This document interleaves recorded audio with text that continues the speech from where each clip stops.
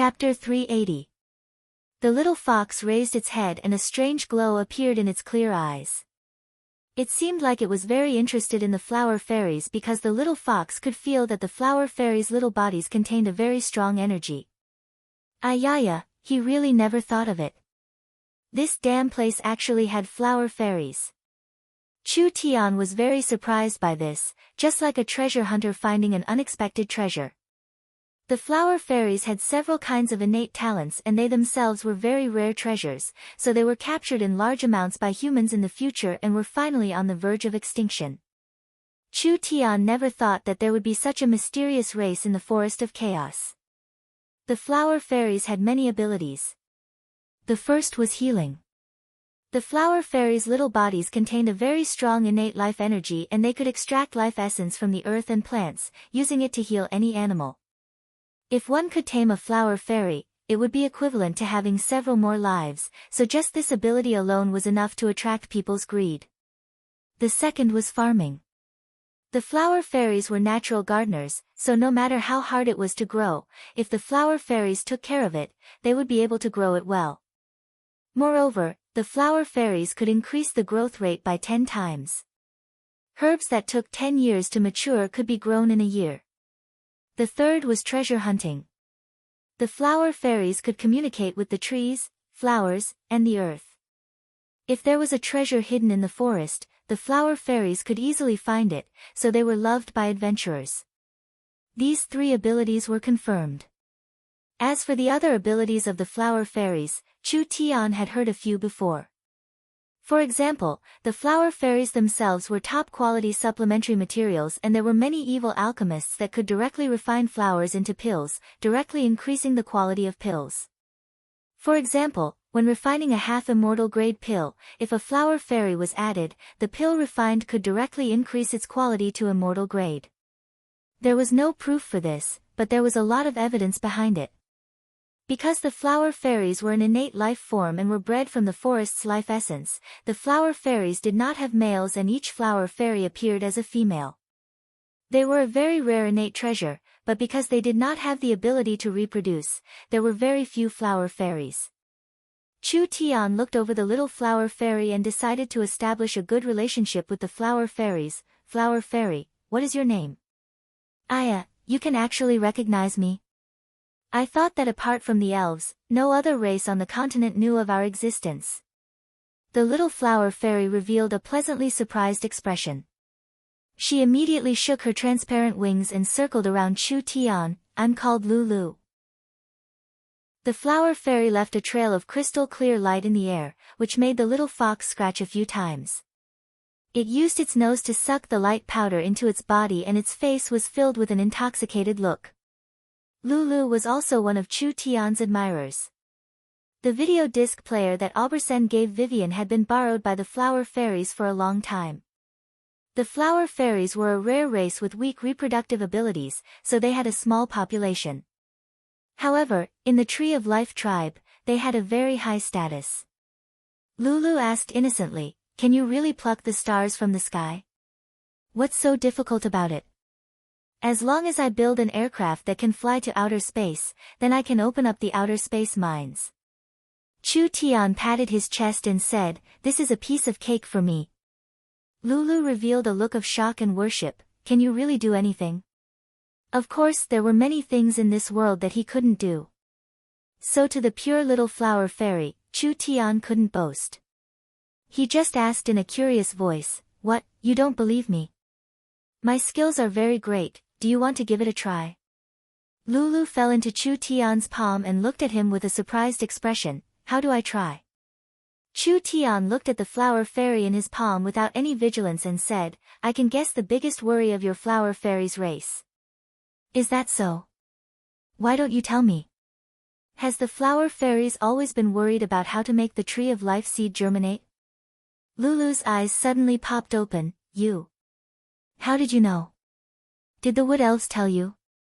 "How could the wood elves tell me this kind of thing?" "Of course not." Chu Tian revealed a profound smile and said, "I also know that the flower fairies have a special ability. You can cultivate any kind of rare plant, but you can't cultivate the Tree of Life seed, am I right?" Lulu nodded like a chicken pecking at rice. The flower fairies have found the tree of life seed, but they have been researching it for many generations and have not made any progress.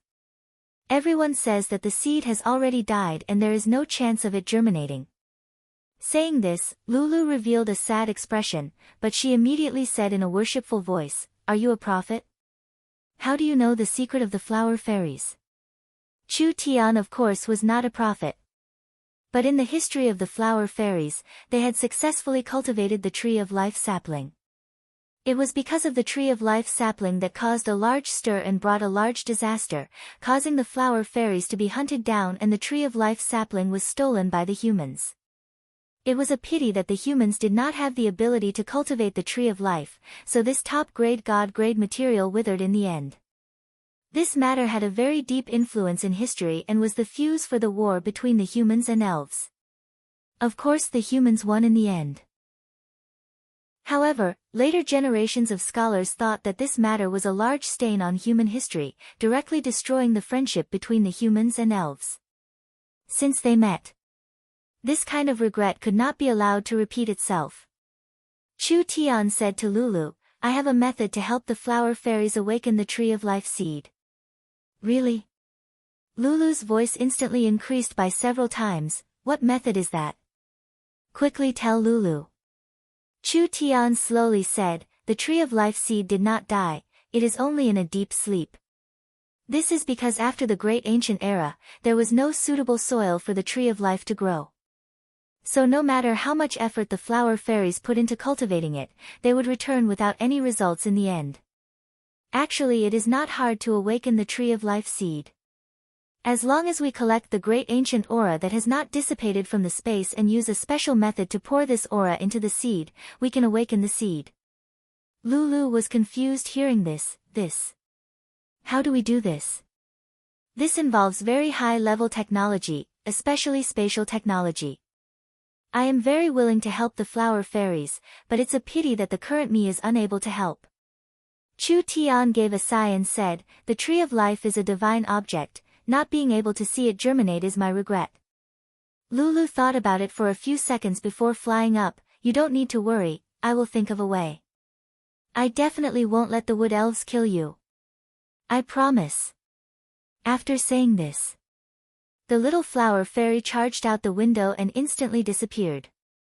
The little fox rolled its eyes. Its master really knew how to trick little girls, but thinking of the smell of the flower fairies, it couldn't help licking it. If it could eat a few flower fairies, it would definitely be able to evolve. "Don't mess around."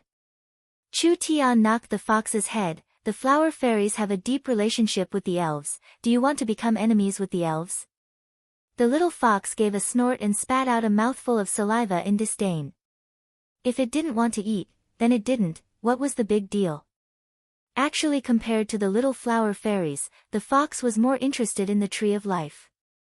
Although it knew that its master liked to trick people, his abilities weren't bad.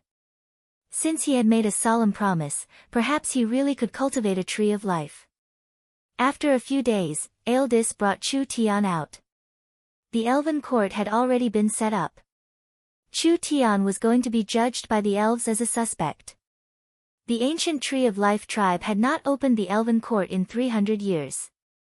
Because of Princess Vivian's relationship this time, it had attracted the attention of the tribe. When Chu Tian arrived at the elven court, he was stunned for a while. The elven court was in a strange forest and there were several dozen giant trees scattered around it. Each tree was as thick as 20 people wrapping their arms around it, and they were like tall houses rising from the ground. There were many natural structures on the tree trunks that were filled with elves, and there were many elves standing on the branches. This tedious and complicated ceremony lasted for 2 hours before Chu Tian and Vivian were brought out. The surrounding elves were all discussing. It was the first time most of them had seen a human. When those young elven children saw Chu Tian appear, they were all very excited, but they were also very worried. On the tallest tree in the center, an elven old man stood up, and beside him were several elders of the Tree of Life tribe. "This should be the main judge of this trial. I am the Elven Council's Vice Speaker Ulysses." This old elf gave a simple introduction. Under the witness of the forest and life god, we will now begin the elven court's trial. Chu Tian was a bit impatient. We'll first ask the victim, the Tree of Life's third elder Obersen, to come out. The elven elder Obersen came out. He saw the little princess staring at him and his heart couldn't help feeling a bit apprehensive. However, she was still a victim and the little princess was too arrogant. If he didn't teach her a lesson this time, she would definitely cause trouble in the future. Chu Tian was already very impatient. The elves had too long of a lifespan, doing everything slowly. When could they be more efficient? At this time, several thumping sounds came from all around them. The elves all looked over in surprise and saw incomparably tall Traians slowly walking over. Ulysses asked in a surprised voice, "Why has the noble Traians suddenly come?" The Traians normally did not move and most of the time they were motionless. Who would have thought that they would come today? Just as everyone was astonished, the leader of the Traians said bluntly, "This human is a guest of the Traiant tribe. We do not wish to be accused of any crimes." When these words were said, the entire elven race was stunned. The elves had prepared for many days, doing their homework and collecting evidence. When they were finally about to have a fair and just trial, a group of Traians suddenly appeared, making everyone feel shocked. "That's right, I'm here to supervise the trial. If Chu Tian is not guilty, don't think of making it hard for him." Several flower fairies flew out from the Traians. "He is also a guest of us flower fairies." Chapter 381.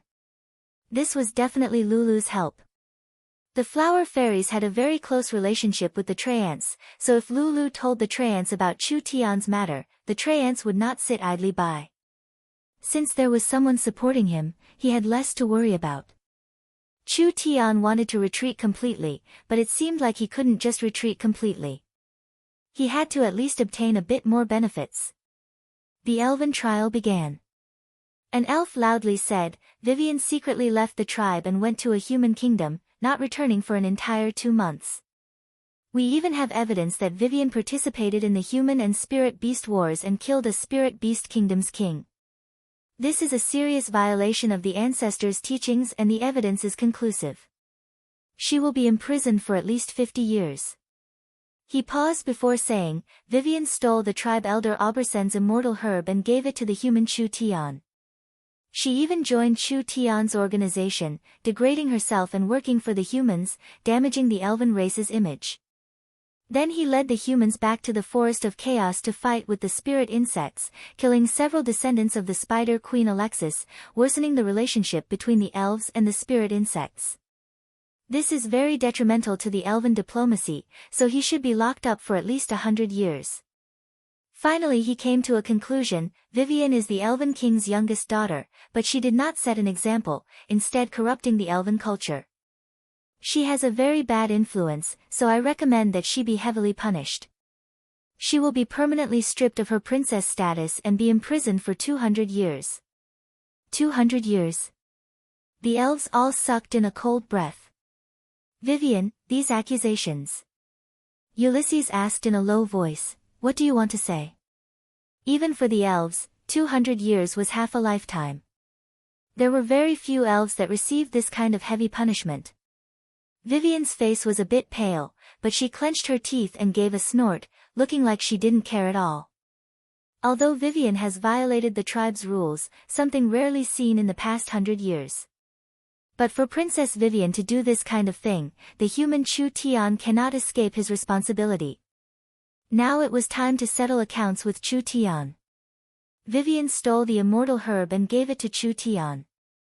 The person who invited Vivian to join the human company was also Chu Tian. Vivian being involved in the war between the humans and the spirit beasts as well as the spirit insects was all because of Chu Tian. Human abductions and robberies of elves have happened all over the continent. Raping, humiliating, and even forcing elves to engage in the filthy trade of flesh is not uncommon. This was something that all elves abhorred, and Chu Tian's method of using Vivian was exactly the same, so he had to be severely punished. I suggest the death penalty.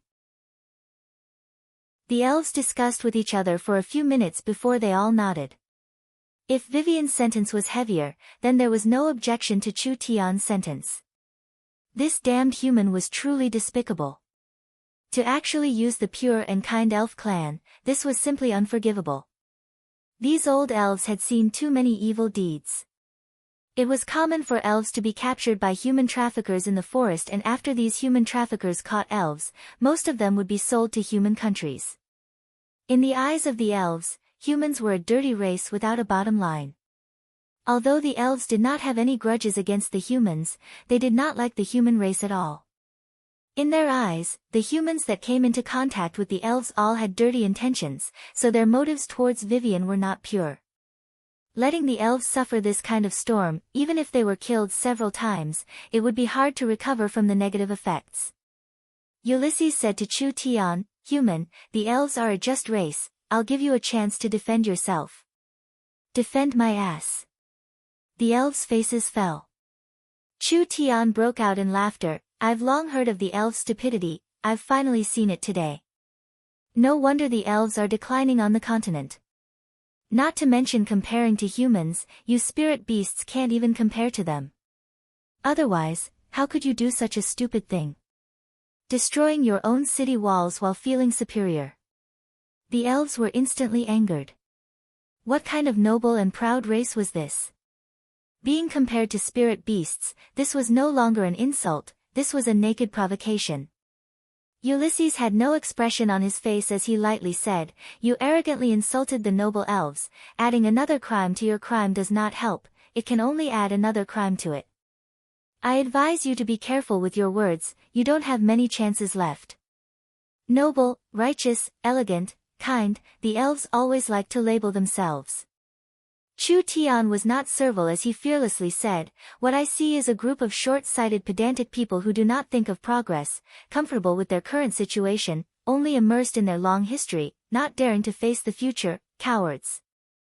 The most laughable thing is that these cowards want to make these damn rules to restrict and persecute the true pioneers of the race, persecuting the true heroes of the race, like Princess Vivian." Everyone was dumbfounded.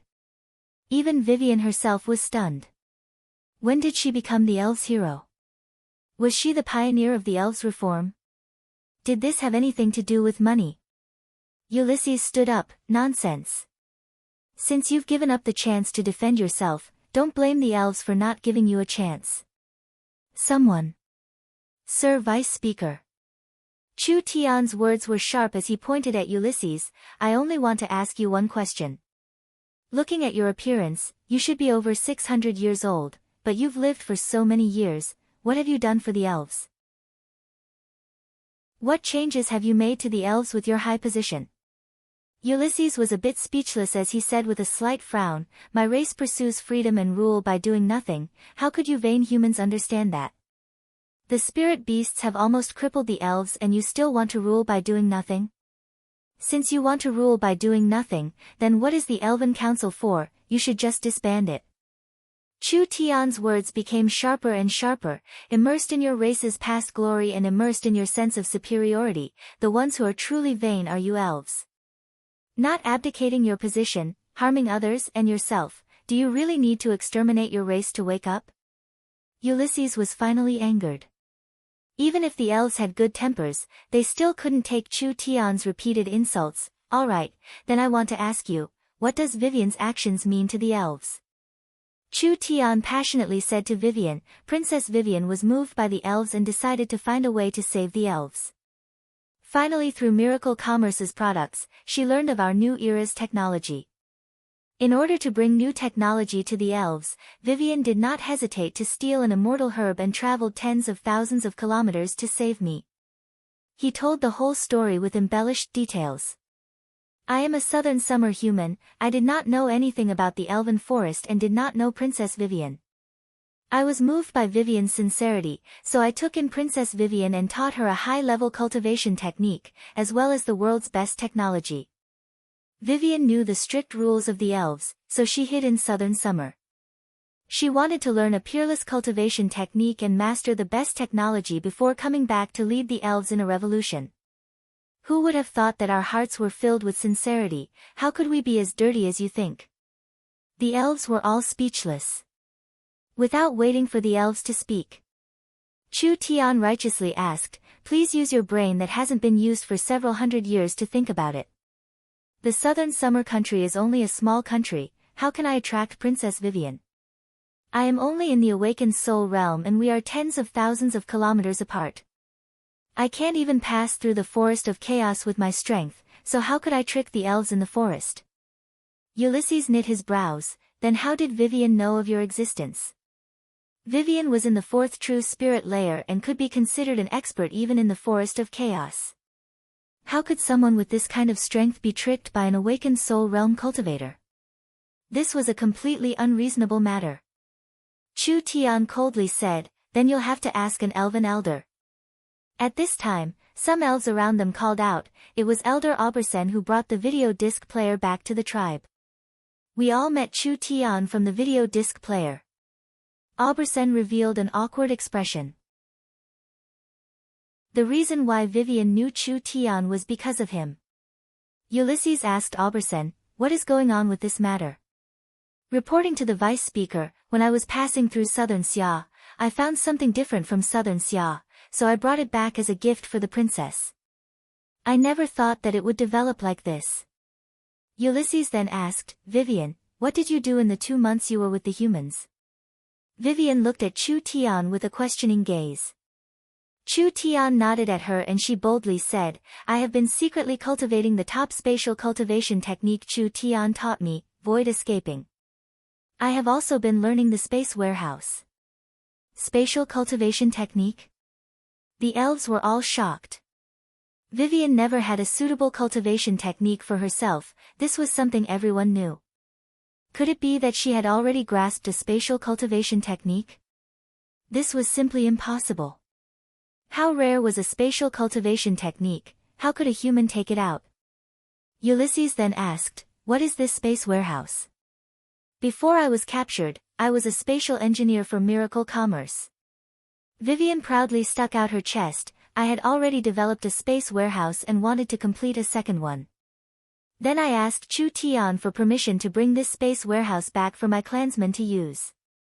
In the end, before the second space warehouse was completed, I was captured by you all." Vivian carefully explained the characteristics of the space warehouse to the elves. The elves all sucked in a breath of cold air when they heard this. Aeldis and Aubersen all stared with wide eyes. How could there be this kind of magical technology in this world? Could it be that the humans had already progressed to this level? If it really was like this, the elves should really reflect on themselves. They clearly had tens of thousands of years of history, but they had been thrown this far by the humans. "I've decided to take back the space warehouse. From now on, I won't share any technology with the elves." Chu Tian directly said, "As for the cultivation technique I'll give to the princess, I'll treat it as repayment for the medicine. If you want to kill me now, then do as you wish. I believe that after I die 100 years, the humans will take revenge for me and flatten the elves of the forest of chaos. And the elves will forever be marked as a disgrace in history because of their ingratitude, filthy, and narrow-mindedness." Vivian's body trembled. How could she know that Chu Tian was purposely provoking the elves? "You've ruined everything, it's all ruined by you." She didn't have any reaction even when the elves announced that she would be locked up for 200 years, but now she began to cry. She angrily shouted, I'm ashamed to be associated with you all. Just lock me up for 1,000 years, I don't want to see you all anymore." Chapter 382. When the miracle commerce technology spread across the continent, Chu Tian would become a great sage in the history of the human race. Then what Chu Tian said would most likely happen. If they killed Chu Tian now, the elves would be cursed by the entire race and it would become an excuse for the humans to attack the elves in the future. This matter could happen in 100 years, and 100 years to the elves was not a long time. Aeldis thought of what Chu Tian said 2 days ago. She thought this human was just spouting nonsense, but now it seemed like it was possible. Did the elves really want to take this kind of risk to kill Chu Tian? The Tree of Life tribe's third elder Obersen had been to southern Xia before, and he had seen all kinds of magical products in southern Xia. When he heard Chu Tian's words, his heart couldn't help turning cold. Sir Vice Speaker, I suggest we stop here. As for the nature of this case, we should discuss it and collect evidence before making a decision. All right. Ulysses couldn't make a decision for a moment. We'll stop here for today. Chu Tian was not locked up by the elves, rather he was taken away by the Treant and Flower Fairies. Vivian saw Chu Tian sitting on the Treant and being escorted away by a group of Flower Fairies, making her feel incomparably defeated. She hadn't been in miracle commerce for a long time, but this was the first thing she loved from the bottom of her heart. If she lost it because of the elves, it would be an unprecedented blow to Vivian. Princess Vivian. Aildis walked in front of Vivian. The Vice Speaker wants you to go over and explain everything clearly. Vivian angrily shouted, what is there to explain? The elves looked at each other in blank dismay. The Trent's size was related to their strength and age. In normal situations, the larger they were, the longer they lived and the stronger they were. When Chu Tian was brought to the Treant tribe, he immediately saw 100-meter-tall Treants standing in front of him. It was like a towering mountain that he couldn't see the top of. Its branches were covered in dense leaves. Each leaf was bright like jade and emitted an incomparably vigorous life force. The Trent's legs were deeply rooted in the soil, as if it hadn't moved an inch for hundreds of years. Its wrinkled face was filled with the vicissitudes of time. The guardian of the forest, the leader of the Treants, Cenarius. This was an old Treant that had lived for over 10,000 years. With a casual slap, even a true spirit expert would be turned into meat paste. Not to mention the Treants were not a race that relied on brute force. It was hard to imagine the power accumulated in a 10,000-year-old Treant.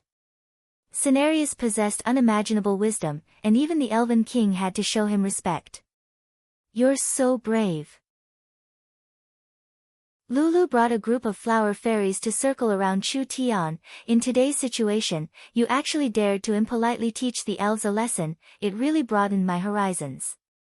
But in recent years, the elves have been in a bad situation, so I hope you'll wake up. Chu Tian shrugged his shoulders. Wake up my ass. If they could be changed that easily, would they still be elves? The elves were naturally like this, it wouldn't have any use. Chu Tian walked in front of Cenarius and gave him a very polite bow.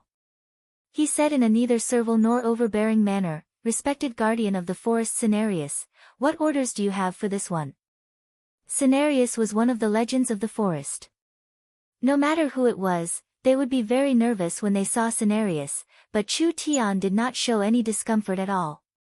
Rather his expression was calm and his words were appropriate, just like he was talking to an old friend. This made Lulu feel very impressed. Young human. A deep and wise old voice seemed to come from the earth, your words about the elves are too extreme. The elves are not a race that likes to fight, so I'm afraid they cannot accept your point of view. Cenarius was a powerful Treant.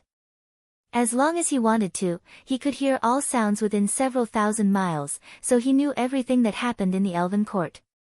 Chu Tian calmly said, the continent has been in turmoil since ancient times, but what is the reason? Is it a struggle for resources or land? No. All living beings in this world are born greedy, so they fight. They are born selfish, so they become thieves. They are born with ears and eyes, so they are infatuated with pleasures. They are born cruel, so they are destined to kill and kill. In such an environment, how could the elven clan be pure and clean? When the elves truly wake up, it will already be too late. Although my words are sharp, they are painstaking for the elves. Cenarius didn't comment on Chu Tian's words, your experience and wisdom are completely inconsistent with your age. It seems like you are hiding a secret that no one knows about. Could it be that this old thing saw something? This was an old thing that had lived for over 10,000 years. Although Chu Tian thought highly of himself, in front of this kind of wisdom, he didn't dare be careless. But the Treants have never interfered with the elves. Cenarius seemed like he wasn't interested in this matter at all. Today I've invited the Treants as guests. I won't talk about the elves or right or wrong, I just want to talk about the matter of the Tree of Life seed. I've heard from the flower fairies that you have a way to awaken the seed. How confident are you? Chu Tian thought about it and said, the Tree of Life seed is an innate divine object, it won't die easily. However, wanting to awaken it is not an easy matter. Although I have a certain amount of confidence, I am not 100% sure. I have to give it a try first.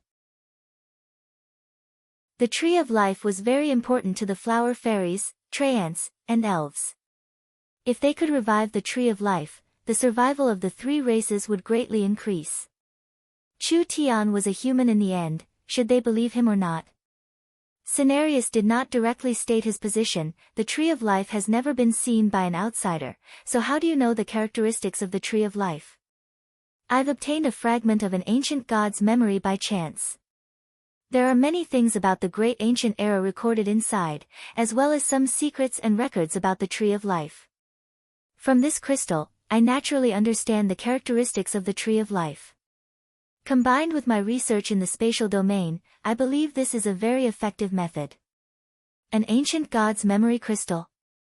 The Treants were very shocked. The spiritual gods had been dead for countless years. For this human to obtain a memory crystal of a spiritual god, this was truly a great opportunity. Chu Tian was very interested in the Treants because they were a strong ally. If he could obtain the Trent's support, miracle commerce would be able to move freely in the forest. So Chu Tian had already prepared all kinds of excuses and tricks. He wanted to trick the Treants bit by bit, even if this was not an easy matter. After all, the Trent's 10,000 years of wisdom was not just for show. Miracle commerce, the flower fairies, and the Treants, if the three of us work together, it is completely possible for us to replant the ancient Tree of Life. The flower fairies Lulu and the others immediately nodded. They were at their wits' end.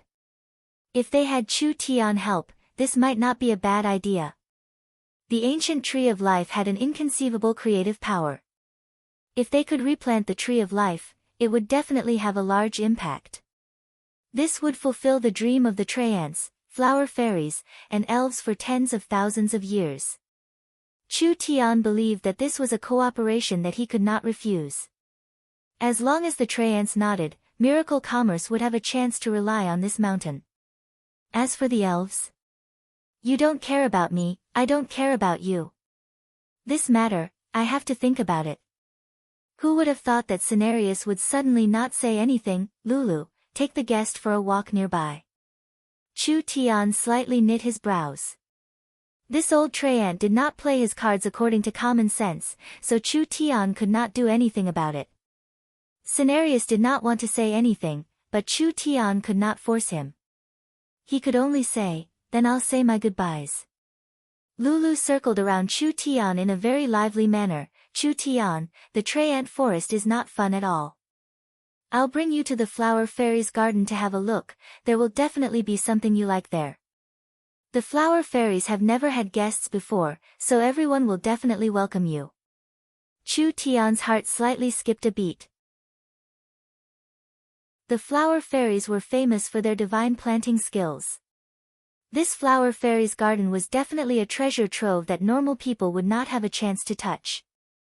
If Chu Tian had this chance, how could he give it up? The depression from not being able to sway the Treants was swept away. All right. Chu Tian said with a nod, then let's go to the flower fairies' garden to have a look. Lulu revealed a smile and quickly circled around twice. She immediately flapped her wings to lead the way. The elven tribe, the Treant forest, and the flower fairies' garden, these three places formed a triangle, but there was a relatively large empty space in the center. Chu Tian asked in a curious voice, why is there an uninhabited forest between the three races? Lulu slowed down and stuck close to Chu Tian's side as she said, you must be talking about the Lost Forest. No one is allowed to enter that place because although the Lost Forest is not big, there are often illusions in the forest. Once any animal is trapped in an illusion, they will be completely lost and will never be able to come out. There's actually this kind of thing. Chu Tian was suddenly a bit excited. Are there ancient ruins or secret realms in the forest? That's not it. Lulu shook her head and said, this is because there is a special ore hidden in the lost forest. This ore can directly interfere with one's mind, so people can't escape from an illusion. Geological reason. He was happy for nothing. But then again, this was a material that could directly interfere with one's mind, which meant that it was a spiritual attributed material. Even a powerful creature like the elves would be affected by this ore, which meant that the energy contained in this ore was very strong. Lulu saw that Chu Tian was deep in thought and couldn't help asking in a curious voice, what are you thinking about? Oh, nothing much. You should know that I am a scholar, and as a scholar, I have a strong desire to explore and learn. Chu Tian rubbed his chin and said, when I heard you talk about the special scene in the Lost Forest, I couldn't help being a bit curious. What kind of material could cause this kind of interference? So it's like this. Lulu thought for a few seconds before saying, then I'll bring you in to see. Isn't this a forbidden area? It's no matter, the flower fairies have different physiques, so they can resist the illusion. Lulu often goes in to collect nectar, so there won't be any safety problems. Chapter 383. The flower fairies did not have an upper limit to their lifespan. As long as they were not killed by an external force or their living environment was destroyed, the flower fairies could live forever. They would never grow old or fall sick. It was unknown how many years the surrounding flower fairies had lived for, but they were as pure as children. Now with Lulu leading the several dozen flower fairies, they had already treated Chu Tian as a good friend. His shoulders, his head, and his clothes were all occupied by them. These little things were even easier to deceive than the elves, not having any vigilance at all. If Chu Tian had any bad intentions, these fellows would not be on guard against him at all. The lost forest is in front of us. Chu Tian looked through the dense shrubs and the forest in front of him was covered in a layer of fog. Chu Tian could feel that there was a very strong energy mixed in the fog. Pooh! The little fox was like a dog that smelled a meat bun as it suddenly jumped out of Chu Tian's clothes. Its two black eyes flashed with a look of surprise as it jumped out of Chu Tian's body into the shrubs. Lulu quickly shouted, Aya, it's dangerous. The fog in the lost forest was very dangerous. The spiritual energy radiating from the ground had been accumulated in the fog for thousands of years, therefore this fog was very destructive. Whether it was the elves, the treants, the demon beasts, or the insects, as long as they were living beings, as long as they had a thought, they would be affected by the spiritual energy and be forever lost in here.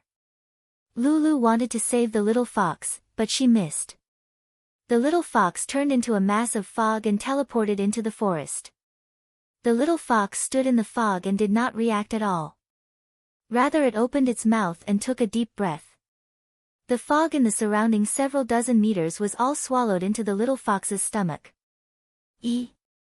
Lulu looked at the little fox with wide eyes. Why does this little animal have this kind of ability? It's not a normal fox, there's no need to worry. Let's go. Chu Tian swaggered into the misty forest. The flower fairies surrounded Chu Tian, sprinkling large amounts of crystal pollen from their bodies. Chu Tian only smelled a refreshing fragrance and his mind immediately became clear, like he had just been washed in ice water. The flower fairies really did have some skill. Chu Tian breathed in the pollen released by the flower fairies. Not only was he not affected by the illusion, he felt his cultivation increase. This pollen could be considered a miracle medicine. Actually, whether it was Chu Tian or that damn fox, they both had special abilities and spiritual energy could not affect them. However, with the little flower fairy's special treatment, Chu Tian was happy to enjoy it, so he swaggered inside. This was the place where the ancient tree of life grew, so it was where the spiritual veins of the continent intersected. The spiritual energy here was very rich, so the treants, elves, and flower fairies lived here. In the surrounding forest, there were countless rare herbs and materials. If the other areas had been harvested by the elves, then the dense fog forest was undoubtedly a virgin land. For thousands of years, not many elves had set foot here. The flower fairies would at most gather dew and nectar, they would never gather materials. When Chu Tian walked into the dense fog forest, the ground was covered in herbs. There were very few level 2 herbs, most of them were level 3 elixirs, and there were even level 4 elixirs. Chu Tian stepped on a patch of grass and casually picked up a blade of grass. This grass looked very normal, but its roots were very thick and long, containing a dense spiritual energy. Blissful grass. Chu Tian recognized this grass. This kind of grass could be made into a kind of hallucinogen, which could be mixed with tobacco leaves or taken directly. In the end, it would be replaced with a strong mental stimulation, making people feel unparalleled pleasure, so it was a very valuable enjoyment item. This was a good thing. When Chu Tian traveled the continent in the past, he had seen it in a few royal families. The price of a single bag of high-quality blissful grass was enough to buy a city of several million people in a small kingdom. The grass Chu Tian was standing on had over 1 million stalks of high-quality blissful grass, all of which were several hundred years old. If this grass was flattened, a country like the southern summer country could buy several of them. The blissful grass was the most common herb in the lost forest. The little fox didn't even look at it. It burrowed into a shrub and grabbed a plant that looked like ginseng. The moment it pulled it out, it immediately discovered that the root of the herb was shaped like a human. Not only did it look like a human, it was almost like a living creature. Its 4 limbs were constantly struggling and it emitted a destructive spiritual sound wave from its mouth. Level 2 half-immortal herb, morning ginseng. Chu Tian didn't have time to stop it before the little fox swallowed it into its stomach. Then it used its 4 limbs to find another good herb. Chu Tian's nose almost went crooked from his anger. This fellow really didn't have the awareness of a pet. Chu Tian didn't have a way to stop it, so he could only swallow his anger and walk through the forest. At worst, he would think of a way to dig some out of this fellow's stomach. We can see the ore mine in front of us. Lulu flew forward and wherever it went, it would scatter pollen, guiding Chu Tian forward. In this kind of environment, divine sense was useless, so he could only rely on the flower fairy to lead the way. Chu Tian stepped over the top-quality herbs on the ground, but he was suddenly stunned because Chu Tian finally saw the ore mine. This was clearly a crystal mine and it was very rich, with large amounts of crystals being exposed to the surface. These were crystal bamboo shoots that looked like bamboo shoots. This kind of crystal stone that hadn't been refined was very rare in the natural world. It could only mean that the ore was very large and the purity was very high. It could even skip the purification step and it could be used as long as it was dug out. Lulu said to Chu Tian, "There are ores all over the ground and these ores are filled with spiritual energy. The flower fairies and treants don't know how to use them and the elves don't know how to use them, so this mine has been left here for thousands of years with no one caring for it." Chu Tian walked in front of a crystal bamboo shoot. The naturally formed crystal bamboo shoot was square-shaped. Although it wasn't a regular shape, this kind of large and pure ore still made Chu Tian feel very shocked. The most important thing was that this was a spiritual attributed material. The spiritual attributed was one of the rare attributes. No matter what kind of spiritual material it was very, very precious. Only this era's technology was lacking, so they hadn't found a way to use it yet. Chu Tian reached out and placed his hand on the spiritual energy. Lulu quickly said, "Be careful, the spiritual energy inside is very strong. If it invades your body, you'll suffer a disaster. Relax, I have a way to overcome it." The instant Chu Tian placed his hand on the crystal bamboo shoot, he felt his body tremble. A large amount of fog appeared around him and the entire world became silent. The flower fairies were gone. The forest was gone. The sky was gone. The earth was gone. There was only a world of white fog. This was the spiritual world created by the crystal bamboo shoot's spiritual energy. However, the crystal bamboo shoot's spiritual nature was neutral, so it didn't create nightmares, nor did it create beautiful fantasies. There was only a vast expanse of white fog. This spiritual power was so powerful that it could make people sink into it forever, and eventually die of exhaustion. The crystal bamboo shoots in the Lost Forest were even more dangerous than high-voltage electricity. As long as a normal person touched them, large amounts of spiritual energy would enter their body and cover their mind, blocking all senses and thoughts. Even if they were saved by their companions, they would forever be in a vegetative state.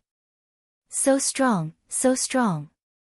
I never thought that I would encounter such a high-quality spiritual crystal.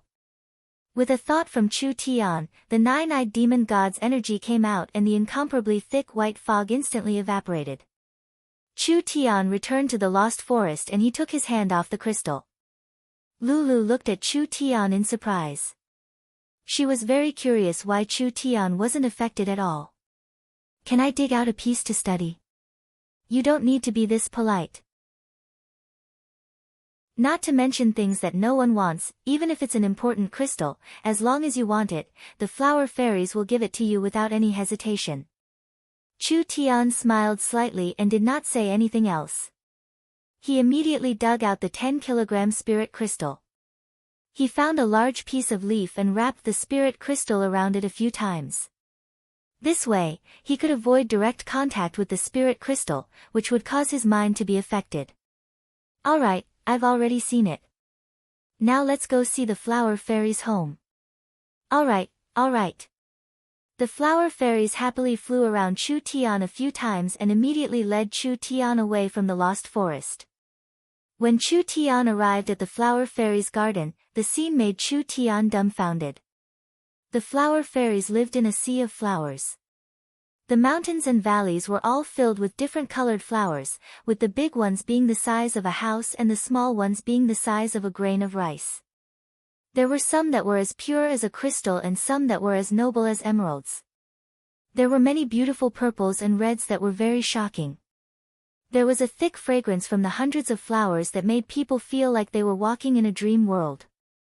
There were several hundred flower fairies moving through the garden. The flower fairies did not live in houses, but rather in the blooming flowers. Each flower fairy was in the shape of a little girl and they were flapping their transparent wings, dancing like butterflies in the flowers.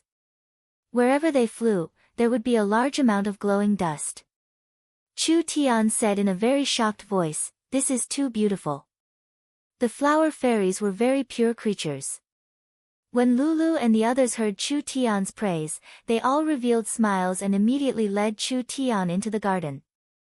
When the other flower fairies knew that Chu Tian had arrived, they all gathered around him.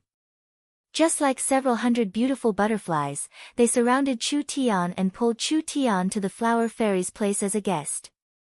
The humans of this era did not know of the existence of these flower fairies, so they did not have any guard against humans at all. Although the elves were also kind creatures. In comparison, Chu Tian liked the flower fairies more because the flower fairies were simple and did not have any etiquette. They were as pure as crystals and were not complicated like the elves. This kind of race would be heavily persecuted by humans in the near future. When the flower fairies used the power of their race to cultivate the world tree sapling, they were deceived by humans, causing the sapling to be taken away. Countless flower fairies were captured and trained as slaves by humans, and there were even some flower fairies that were turned into pill materials by alchemists. Finally, this pure race became extinct. None of this had happened yet. Since he came to this era, Chu Tian needed to change these matters. Chapter 384. No one on the continent could compare to the flower fairies in terms of planting, so there were all kinds of heaven and earth treasures in the garden. There was no lack of immortal grade treasures, so it was no wonder the humans liked to invade the flower fairies' territory. Not only were the flower fairies themselves very valuable, the area they lived in was a natural treasure house. The flower fairies did not need to cultivate, so these treasures had no use to them. It was purely a hobby, so they would send out large amounts of precious gifts to their elven friends every year. Now that Chu Tian was a guest in the flower fairies' tribe, naturally he was warmly received. Chu Tian was sitting in a 100 flowers field, surrounded by beautiful and cute little flower fairies.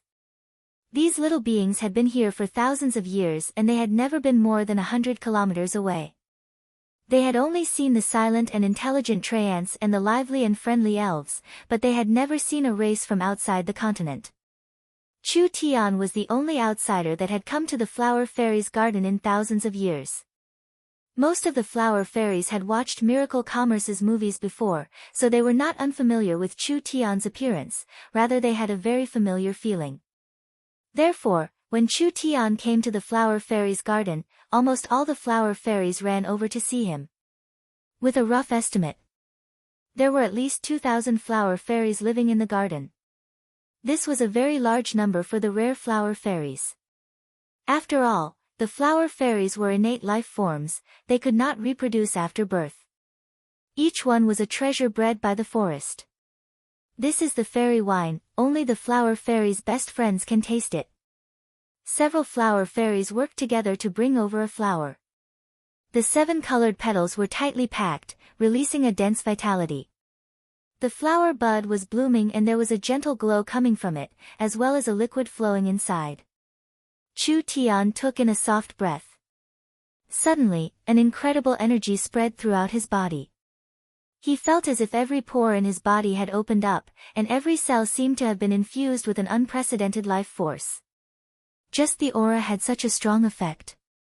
It was not inferior to taking a sacred herb.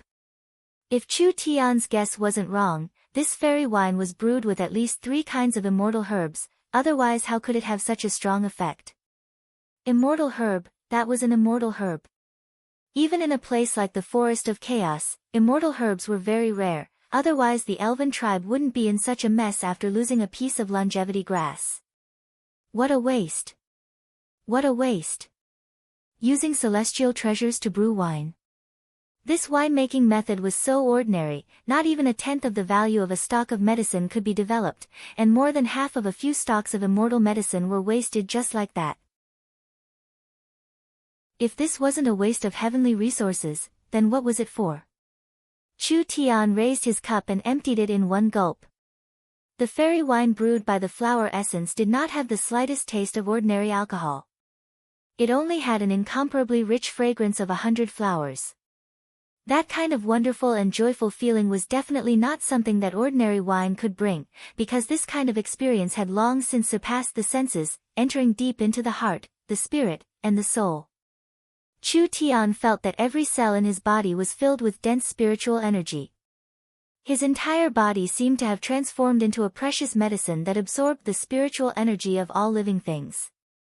When his spirit energy received an unprecedented nourishment and replenishment, it instantly soared by leaps and bounds. Chu Tian felt that his pores were overflowing with profound qi, and his whole body was like an inflated balloon, almost unable to bear the sudden spiritual pressure. The flower fairies flew around Chu Tian and reached out their hands to Chu Tian. A mark lit up on each flower fairy's forehead, allowing all the energy to flow back into Chu Tian's body. Chu Tian could clearly feel that there was a gentle energy entering his body, helping Chu Tian transform the large amount of spiritual energy into spirit energy.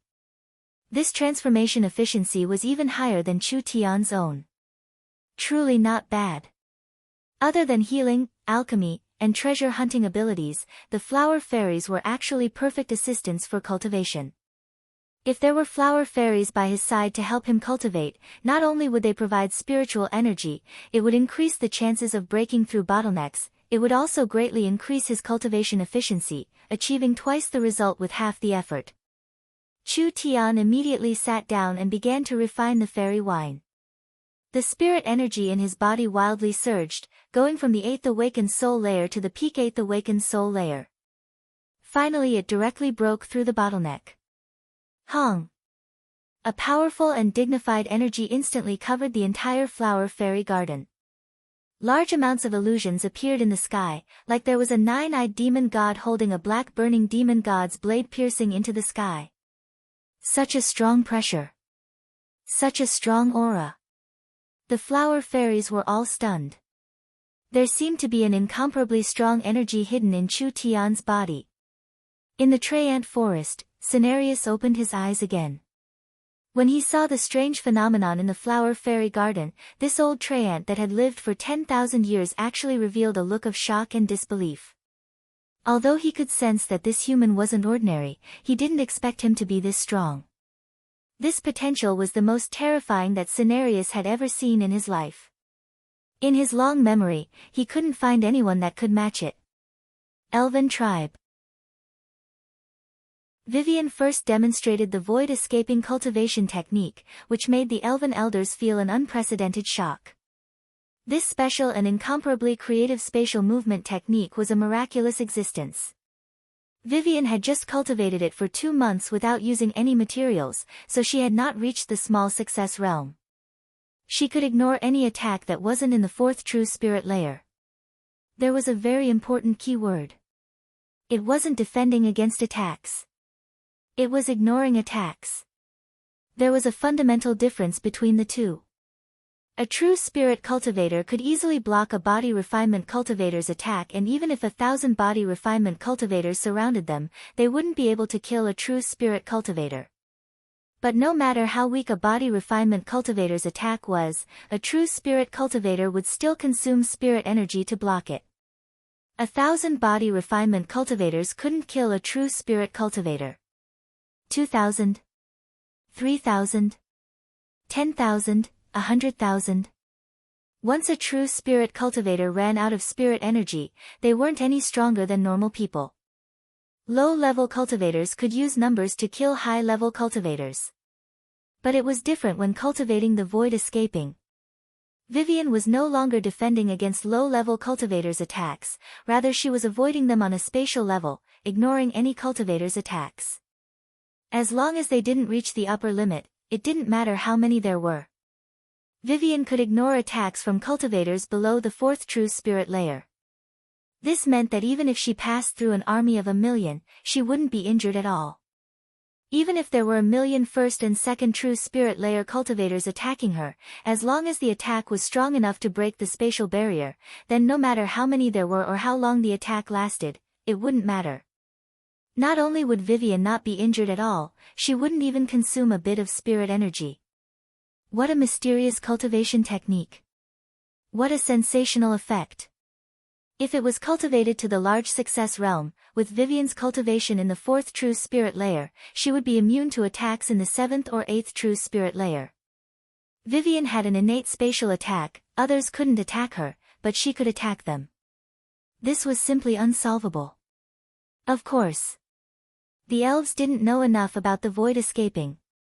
This void escaping was indeed immune to all physical and energy attacks, but spatial attacks, soul attacks, and divine sense attacks could still deal with her.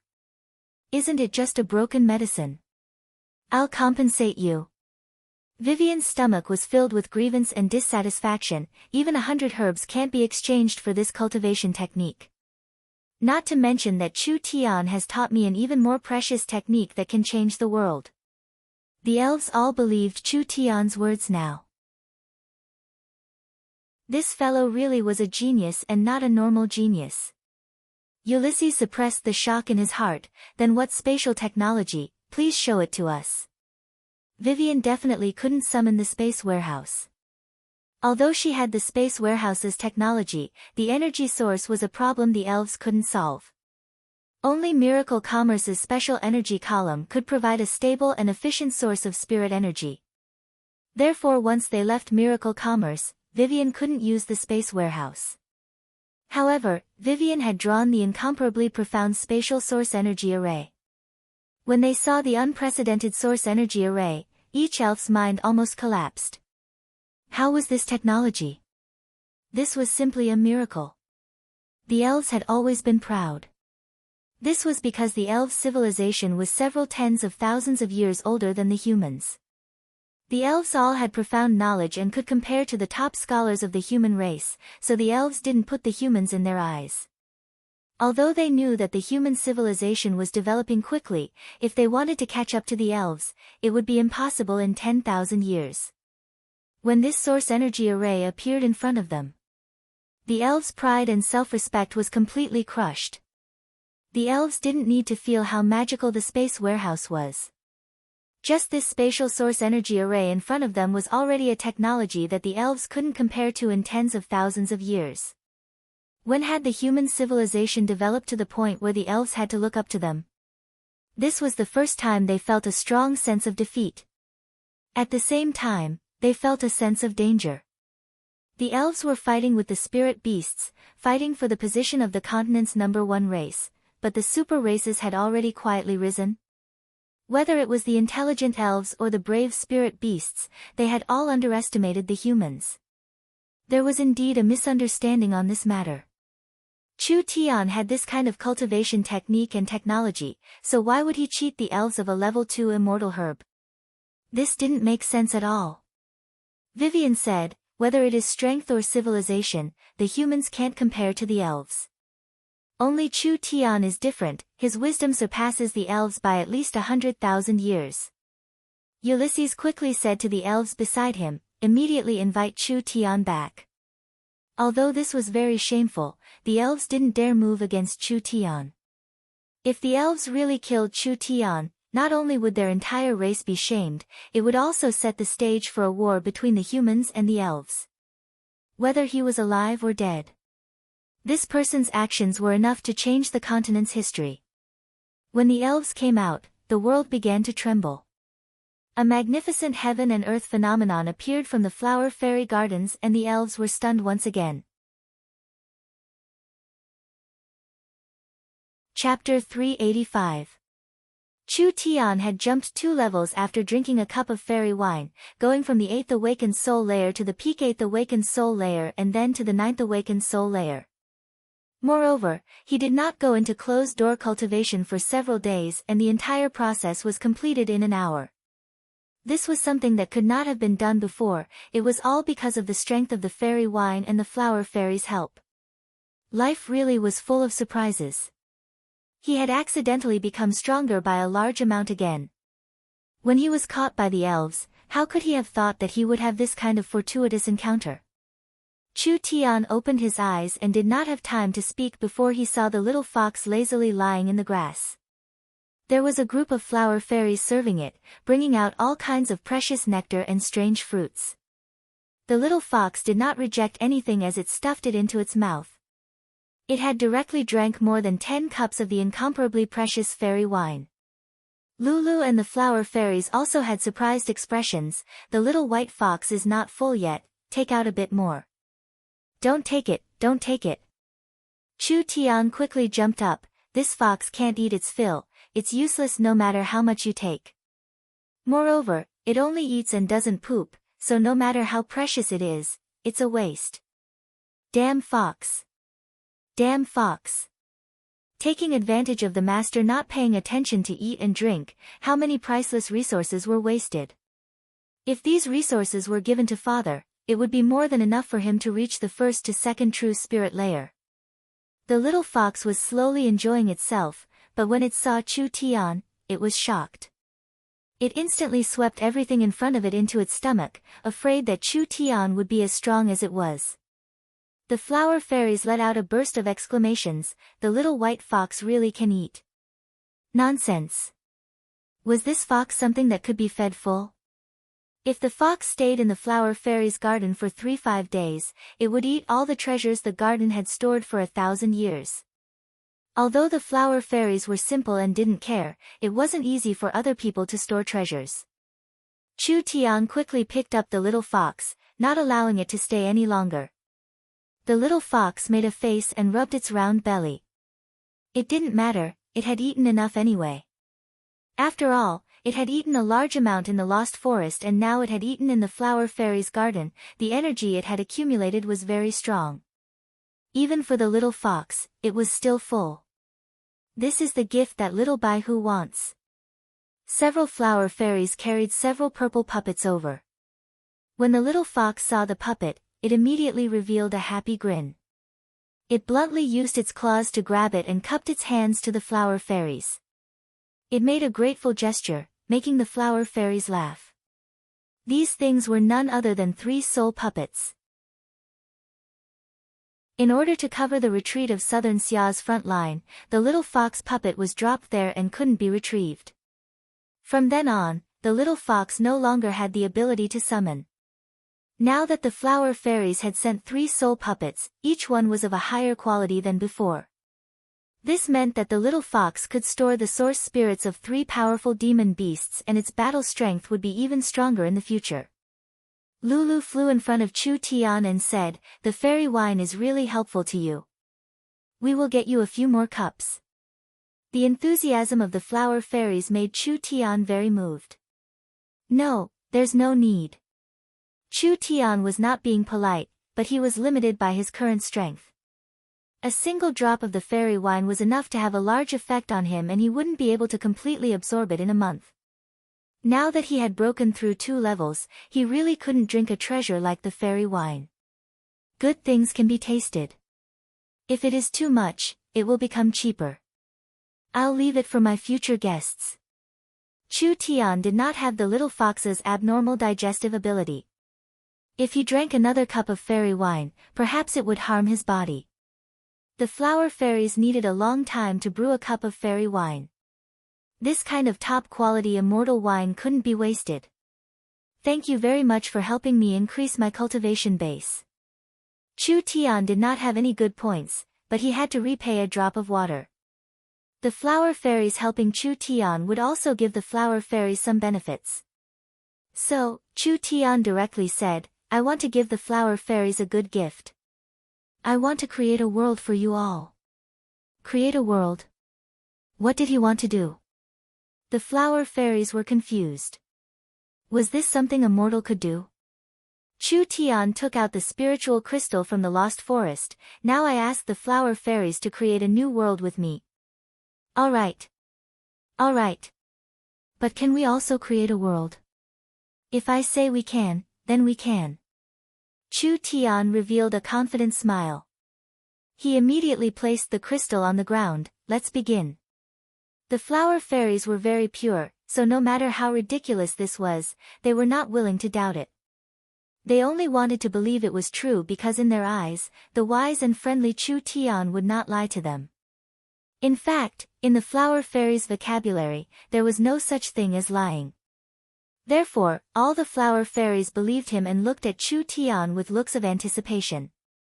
Chu Tian first placed a large source energy array, and it was a never-before-seen source energy array. It was completely different from any source energy array he had placed before. The flower fairies saw the incomparably complex source energy array being placed bit by bit. Although they didn't understand what kind of source energy array it was, with the flower fairies' innate ability to sense energy, they could feel that the source energy array was releasing a very rhythmic and profound spiritual energy. Chu Tian placed the spiritual crystal in the eye of the source energy array and then had the little fox spit out several energy pillars. He placed the energy pillars at the base of the array and the entire source energy array was instantly activated. A strong and vigorous spiritual energy continued to flow through the large array. Although it couldn't be seen, it could be felt as a spiritual barrier. Spiritual energy was a rare kind of energy. The continent did not know the principle behind this energy. Therefore, using a source energy array to express spiritual energy was something that the current civilization could not do. Therefore, there was no doubt that this was something that surpassed this era. Chu Tian said to the flower fairies, "Come with me." After saying this, Chu Tian walked onto the source energy array and the flower fairies followed. When the flower fairies entered the source energy array, they immediately felt spiritual energy enter their minds. With the flower fairies' innate talent and physique, they could easily resist this kind of spiritual energy. Chu Tian said, "Open your mind and accept it." The flower fairies did not have any vigilance and immediately did as Chu Tian said. The spiritual energy slowly and steadily entered their minds.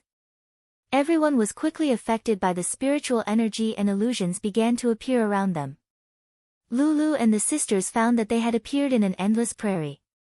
The prairie was very vast and they couldn't see the end. When the warm wind blew into their bodies, it made them feel warm. Even if they knew it was an illusion, it still felt like it was real. At this time, there was a strong wind coming from above and a large shadow covered the ground. When the flower fairies looked up, they were all stunned by what they saw. A 50-meter-long green dragon was currently spreading its large wings. It was as shocking as a mountain as it appeared above their heads. Lulu. Chu Tian stood on the back of the giant dragon and looked at the flower fairies with a proud expression. I'm here. The flower fairy's eyes went wide in surprise. Chu Tian gently snapped his fingers and the green dragon exploded, turning into countless flower petals that fell down like beautiful rain, instantly covering the grass.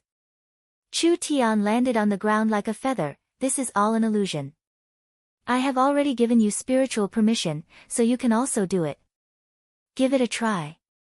The flower fairies used their spiritual energy. A large number of trees suddenly rushed out of the originally endless grassland, instantly covering the entire grassland. The originally grassland suddenly turned into a boundless forest. The flower fairies quickly discovered this. In this spiritual world, there was nothing they couldn't do. As long as they wanted something, they could make it appear. An illusion was not strange. It was not strange to be able to control an illusion. It was hard to imagine such an incomparably realistic and unscrupulous illusion that could be controlled as one pleased. The flower fairies swam around in the illusion. Sometimes it would turn into a forest, sometimes it would turn into a sea of flowers, and sometimes it would turn into an ocean. All kinds of animals could also appear. This was simply like a fantasy paradise. Chu Tian asked as he observed the illusion, "How is it?" The flower fairies were having fun. We only knew that illusions could harm people, but we never thought it could be used like this. This is truly too mysterious. Chu Tian gave a laugh. There is something even more mysterious. The spiritual world's time is not the same as the material world. I can greatly slow down the flow of time in the spiritual paradise. A day here might be an hour or even less in the outside world. The flower fairies clicked their tongues in wonder, but they did not think too deeply about it. This was because the flower fairies were a race that would not die of old age, so they did not have any concept of time passing by. However, if this was placed in the human world, it would cause a large stir. This meant that humans living in the spiritual world would increase their lifespan by several times or even several dozen times. To humans with short lifespans, this was a blessing from the heavens. Why was Chu Tian so erudite? This was because in the era Chu Tian lived in, spiritual technology was already very developed. Chu Tian had a photographic memory and a strong cultivation base allowed him to endure a higher rate of time reversal. When Chu Tian studied in the spiritual library for a year, several decades would have passed in the outside world. So even though he was very young, he had a rare amount of knowledge and there was no one in this era that could surpass him. Chu Tian was less than 100 years old in both of his lives, but his school years were several dozen times that of his age. Even elves could not compare to him. After the lost forest was discovered by Chu Tian, the lost crystal was stable and powerful, so it was the best material to create a spiritual world. The value of this thing was not as simple as creating illusions. If Chu Tian could create a spiritual research room, the Yun sect's research efficiency would increase by 10 times. If he could create a spiritual library, it would be much easier to find talents and scholars. Even when the spiritual technology research reached its peak, Chu Tian could create a spiritual network. This network would connect every person's mind, forming a spiritual network that covered every race, the forest, and even the continent. The spiritual world would become a second world to the real world and everyone would have a new identity in the spiritual world. There would be all kinds of entertainment, learning, communication, living, and etc. The continent would enter the era of the spiritual network. Chu Tian, Vivian, and the elves worked together to open the spatial technology. Now they planned on working with the flower fairies to explore the new treasure of spiritual technology. Chapter 386. Why did he cooperate with the flower fairies? Actually, not mentioning personal feelings, the flower fairies were people worth roping in. This was an outstanding support race. Healing, treasure hunting, planting, scouting, assisting in cultivation, and assisting in battle. With many different abilities, they were natural helpers. The flower fairies were very pure, so there was no need to be on guard against them. Moreover, once the flower fairies trusted and supported him, they would do their best to help him. Because they were innately born, the flower fairies were very suited to building a spiritual world and a spiritual network. Not everyone could create a spiritual space. Every spiritual space was like opening up a new world. Everything, including the operating laws, was created by the Creator one by one. If the laws of the spiritual space were unstable or conflicted, the spiritual space would not last long and would be destroyed. Chu Tian did not have anyone qualified for this job yet. Just like how spatial engineers needed innate spatial energy, spiritual engineers needed innate spiritual energy. Even after several tens of thousands of years, spiritual engineers were a profession comparable to alchemists and array masters, or even more popular. This was because there were many people that could become alchemists and array masters, but there were very few that could become spiritual engineers. After all, spiritual energy was very rare, and this made the price of a spiritual engineer very high. There was a large demand for spiritual engineers. This was because a spiritual space that could hold tens of millions or even hundreds of millions of people without collapsing, it needed an engineer to create and maintain it. Of course, Chu Tian's current source energy computer had not been developed yet, so he could not calculate the spiritual parameters with the computer's supercomputing power. Therefore, it was impossible to create a large spiritual world that could hold a country or even a race. However, if he could train suitable people, a small spiritual space was not a problem. Chu Tian had the basic knowledge of spiritual energy, and the flower fairies were innately more sensitive to the laws of nature than normal beings. Moreover, the entire race had innate spiritual energy. The flower fairies were without a doubt a very good choice. This was a very good opportunity for the flower fairies. There was no race in this world that could be biased. The forest of chaos followed the dark law of the forest, but wasn't the entire continent the same? The personalities, beliefs, and lifestyles of the various races were different, and these differences were the source of conflict. War could not be avoided, and the weak would always be enslaved by the strong. The flower fairies did not have any battle strength, but they were very precious. If they were discovered by humans, spirit beasts, or other races, the final result would not be good. The entire elven race was declining, and they could barely take care of themselves, so this protective umbrella could not be relied on. If the flower fairies wanted to survive, they could only rely on themselves.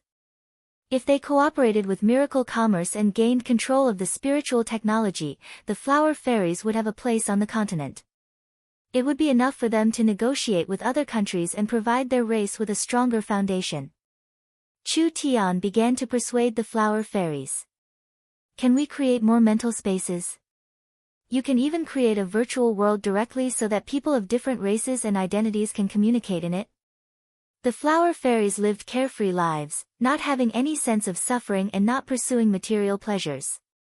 Only spiritual and artistic things could attract the love and pursuit of the flower fairies.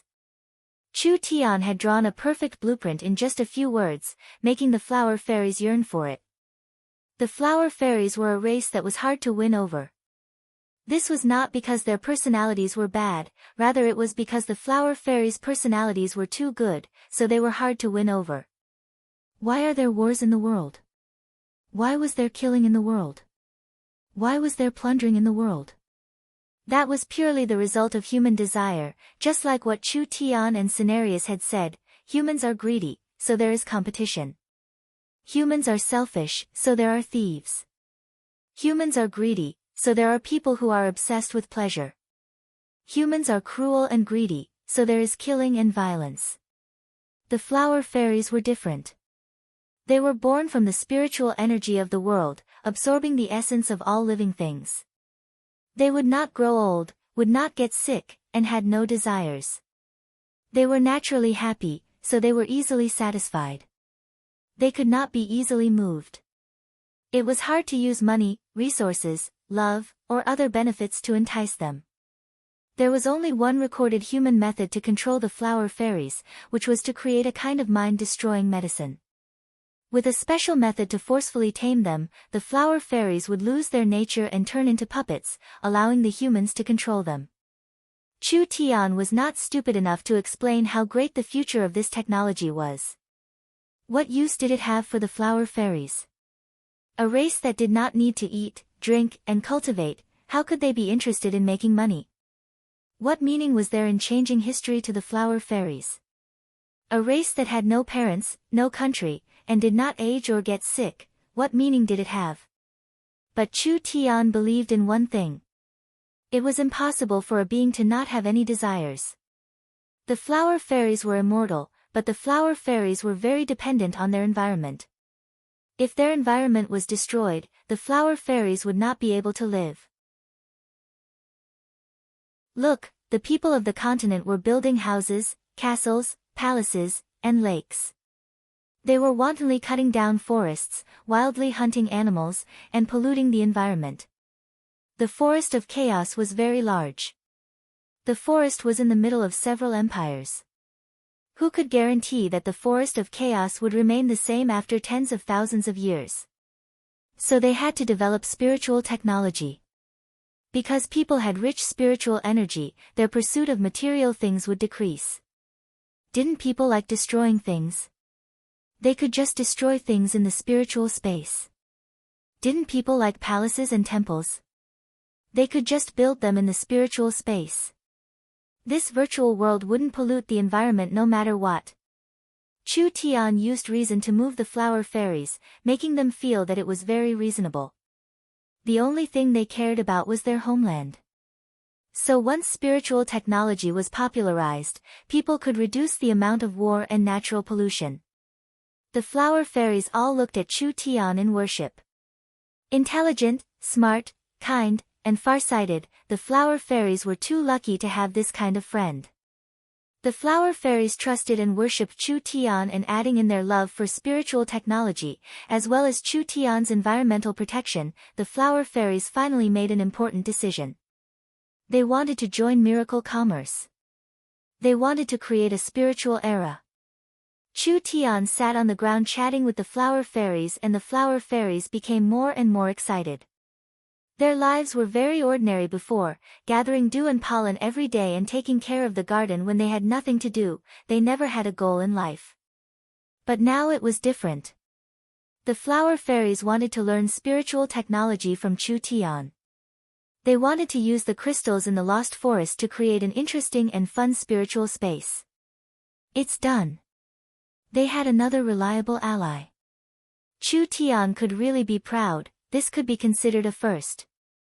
When everyone was talking about this topic, large amounts of horned eagles suddenly appeared in the sky above the garden.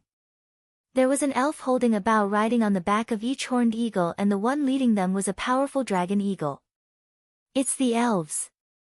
This is bad, they must be here to capture Chu Tian. The flower fairies were now completely convinced that Chu Tian was not a bad person. How could this kind of intelligent person who was passionate about protecting the forest be a bad person? Aeldis jumped off the back of the dragon eagle and instantly landed in front of Chu Tian. She said with a cold expression, "You, return to the tribe, the elves will announce the verdict." What are you acting like? Who doesn't know that you elves are begging me? Chu Tian didn't need to guess to know that the elves should have already understood the consequences and wanted to ask Chu Tian to return. Only Aeldis was naturally cold and she couldn't put down her face, so her expression was very stiff. He had to admit his wrongs. What kind of attitude was this? Chu Tian was very dissatisfied. He suddenly thought of something and said, "You elves are very hesitant, don't you just want to kill me? Just kill me with an arrow, there's no need to say so much." Aeldis' brows jumped up. "Stop!" The flower fairies shouted, "Chu Tian is the flower fairy's good friend, we have already cooperated with Chu Tian. He is a good person, the elves' groundless accusation is not valid, we will not agree to it." "That's right. The elves, go back.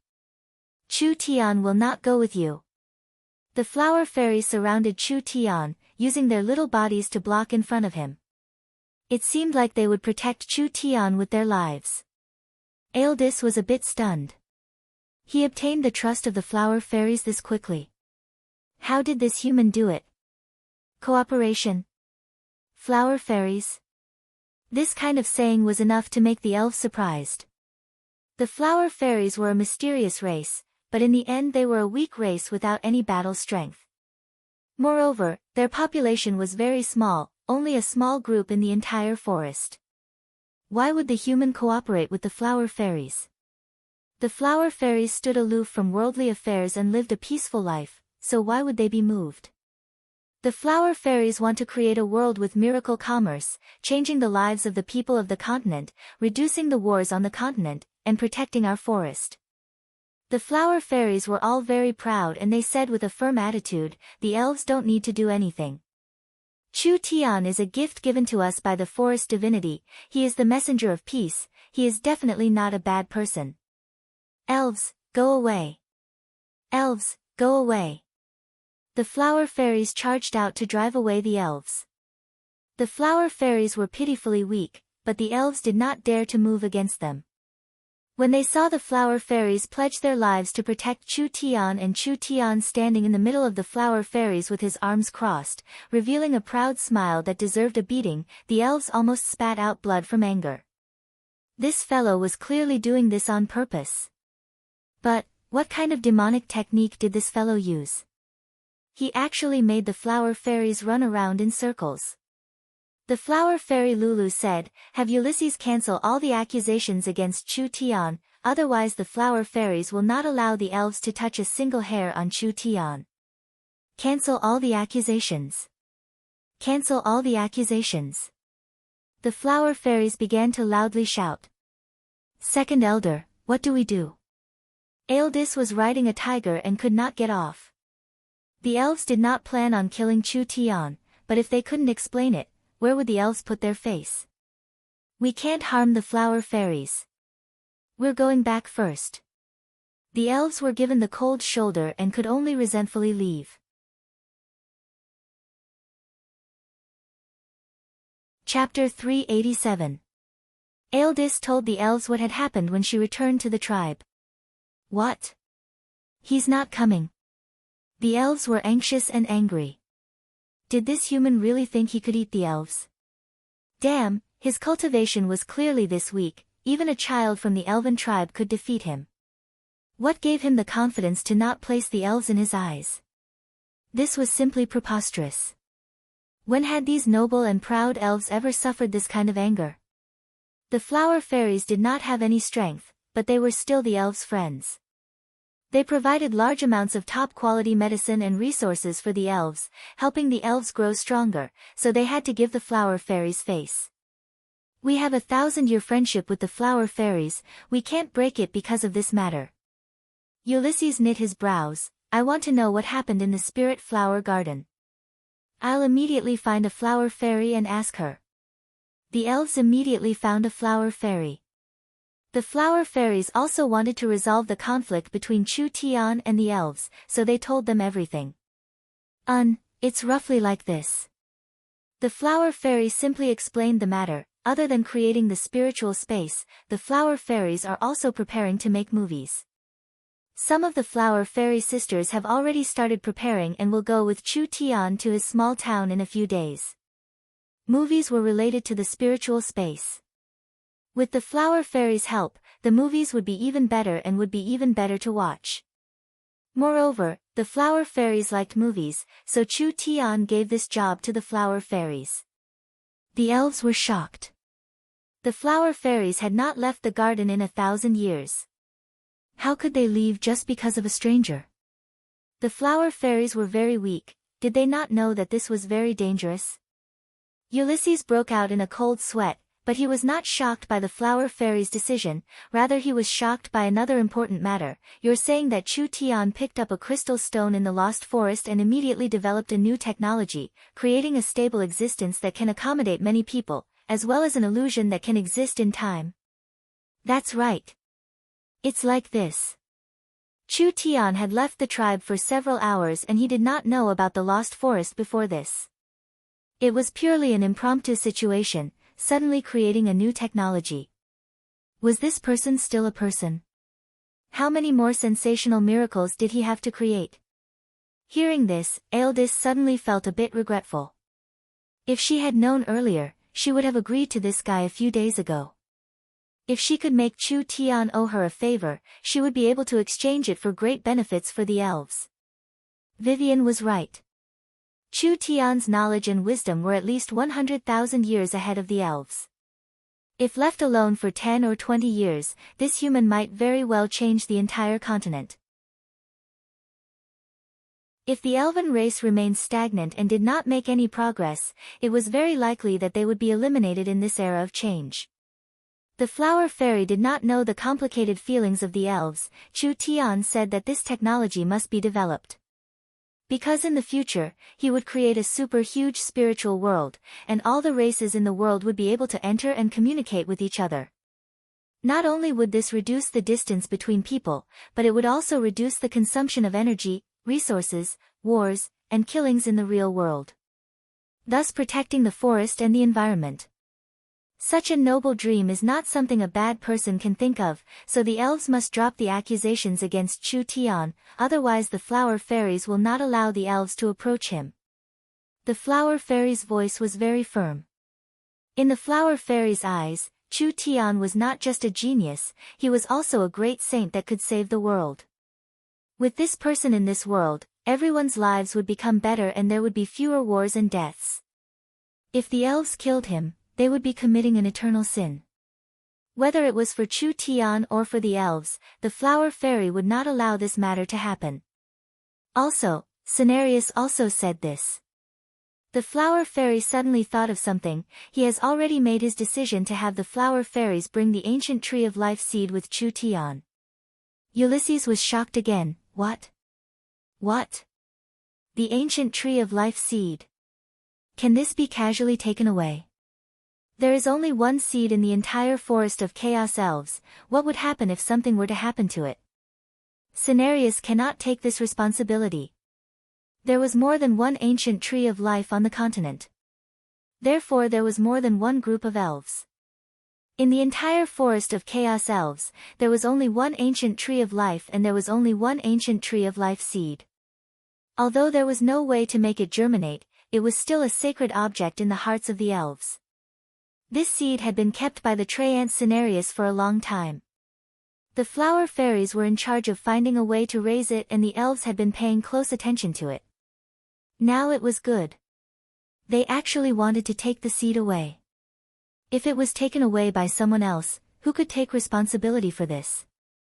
The flower fairy explained, we and the Treants can't find a way to raise the ancient tree of life, but Chu Tian said he has confidence in activating the seed, so Cenarius has decided to let Chu Tian give it a try. The elves almost collapsed when they heard this. How many earth-shattering things did Chu Tian have to do before he was willing? Spatial technology, spiritual technology, any one of them was a profound elemental energy science worthy of thousands of years of research. Now, he had even said that he wanted to save the ancient tree of life seed. If he could really do it, then this person's intelligence was something that even the ancient gods could not compare to. The elves are too stingy on this matter. The flower fairy said in a somewhat complaining voice, didn't Chu Tian just use an elven immortal herb? He didn't steal it and he has already repaid it 100 times over. If we still pursue this matter, the elves are too ungentlemanly. At worst the flower fairies will compensate the elves with 10 even better immortal herbs. This was not a problem with the herb at all.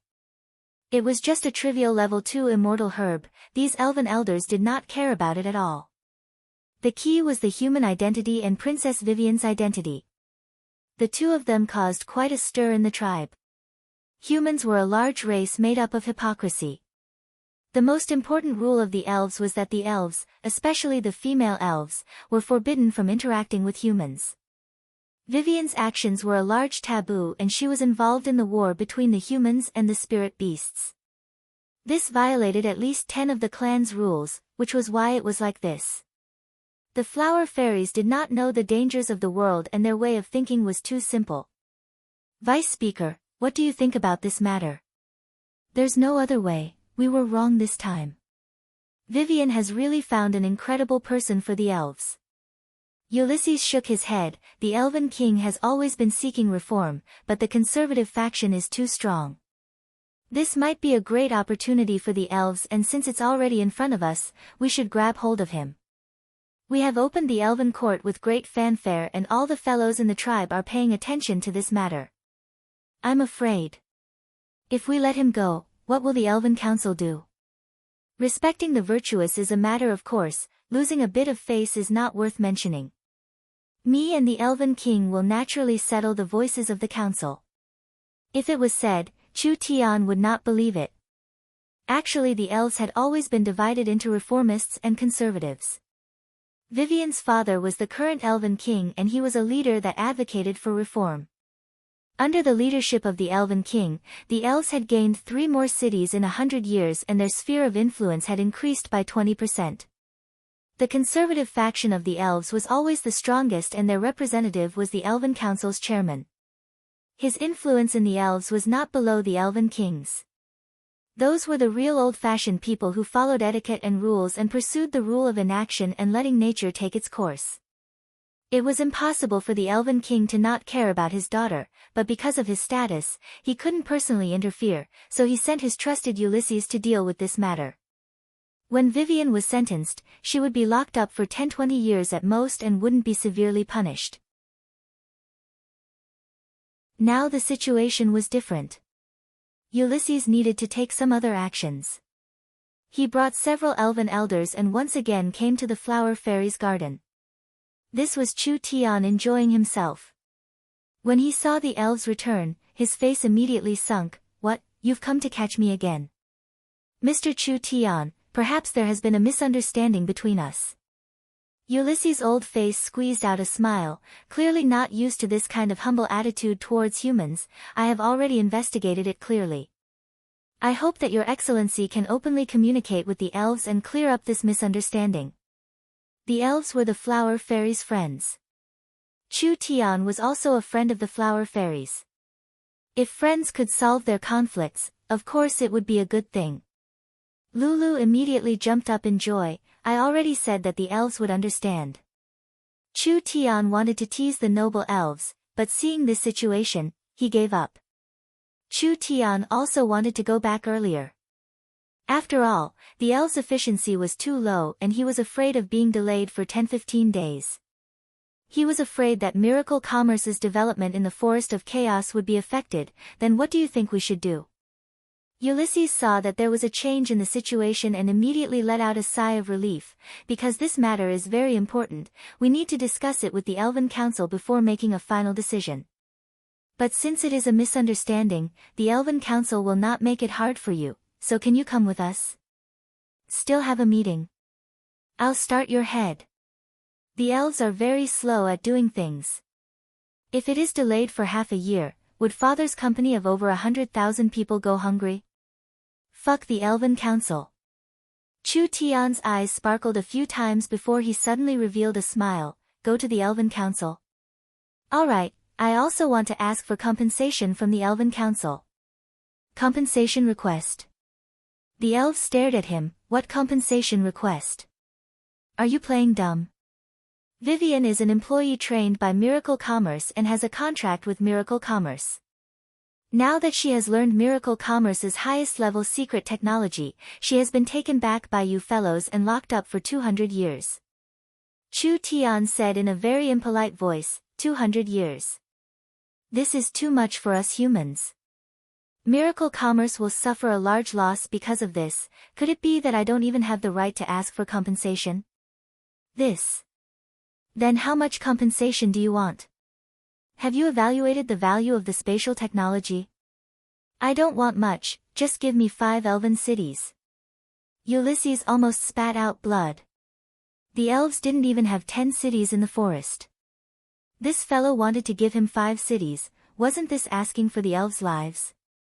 Chu Tian glanced at the elves and was very dissatisfied with their expressions. Don't the elves advocate justice and fairness? Even though Vivian's spatial technology was just a drop in the bucket compared to mine, its value wasn't something that 5 small cities in the forest could compare to. I had suffered a huge loss. You've taken advantage of it and now you want to burn the bridge? Is this the fairness of the elves? The elves whispered among themselves.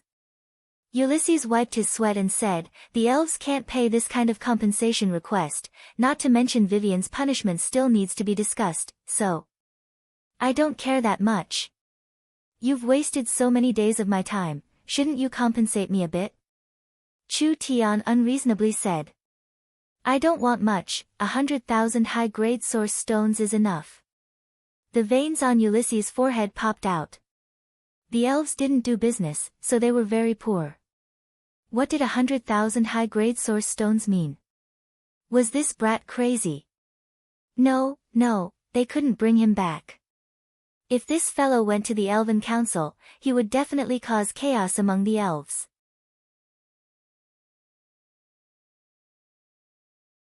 Chapter 388. Chu Tian was clearly asking for a sky-high price to scare people, but the elves were a strict and serious race.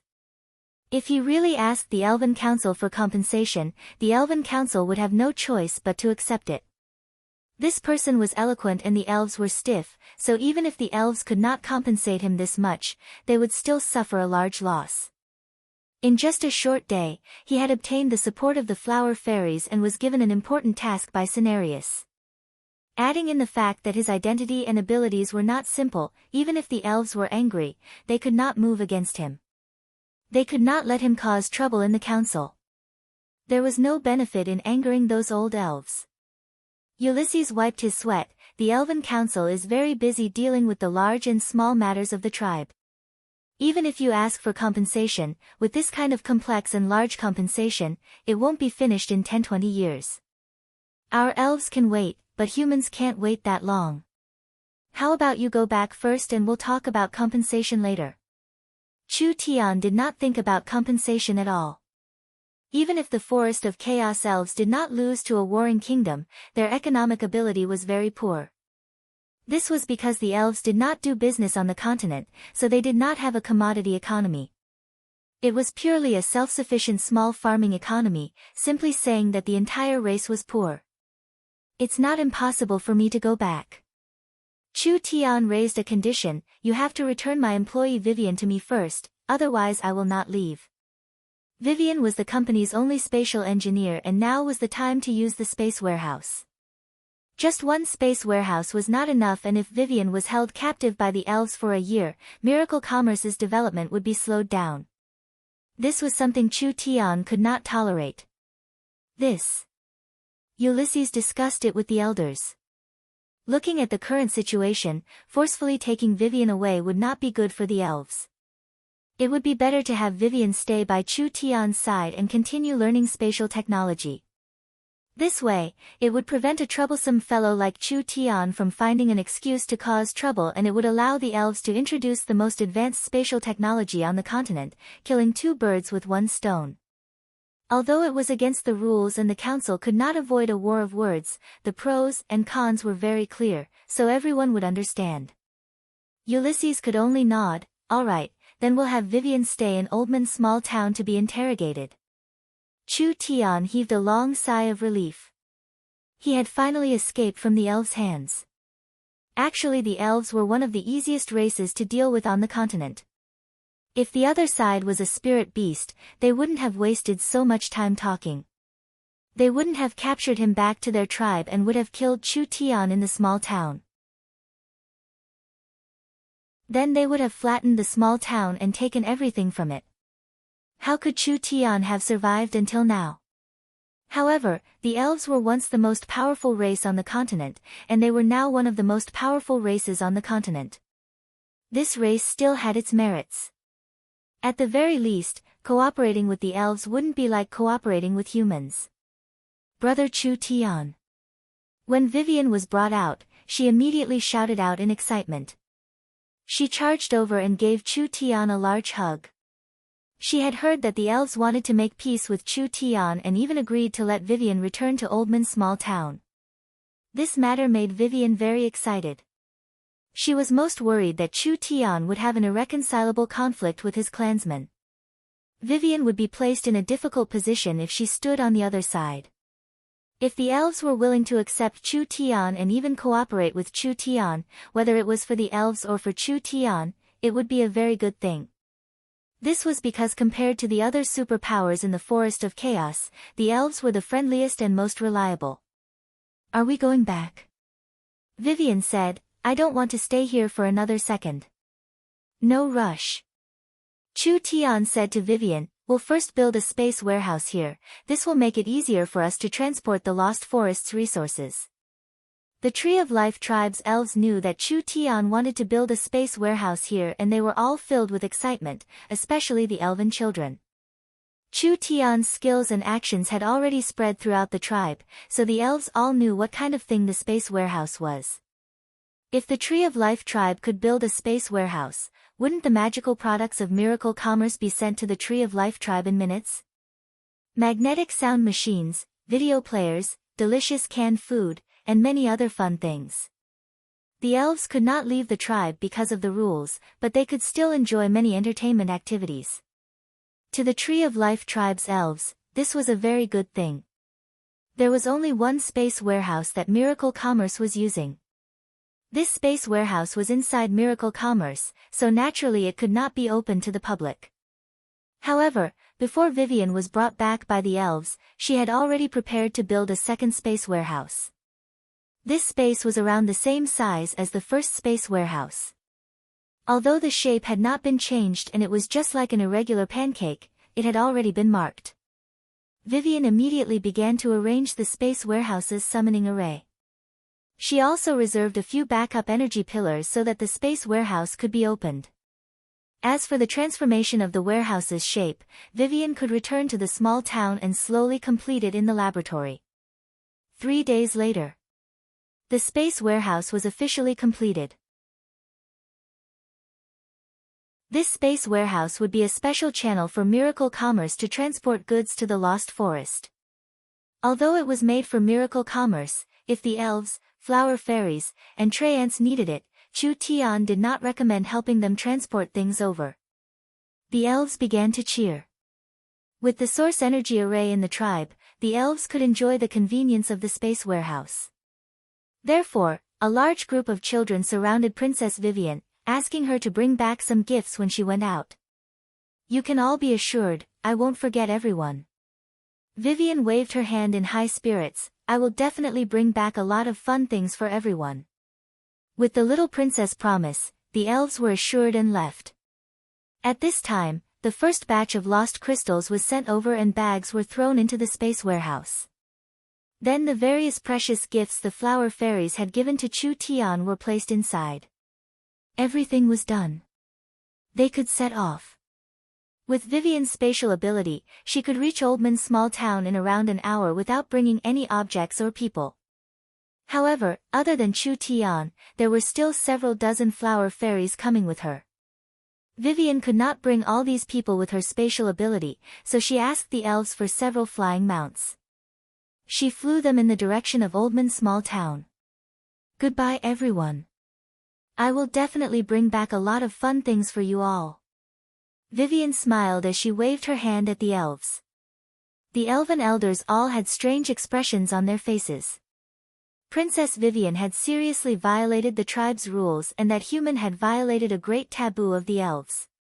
In the end, not only did they not receive any punishment, they were even allowed to return. What kind of matter was this? If this matter was spread in the forest, it would have a bad influence on the elves. Perhaps there would be more rebellious or curious elves sneaking out in the future, causing the elves to fall into chaos.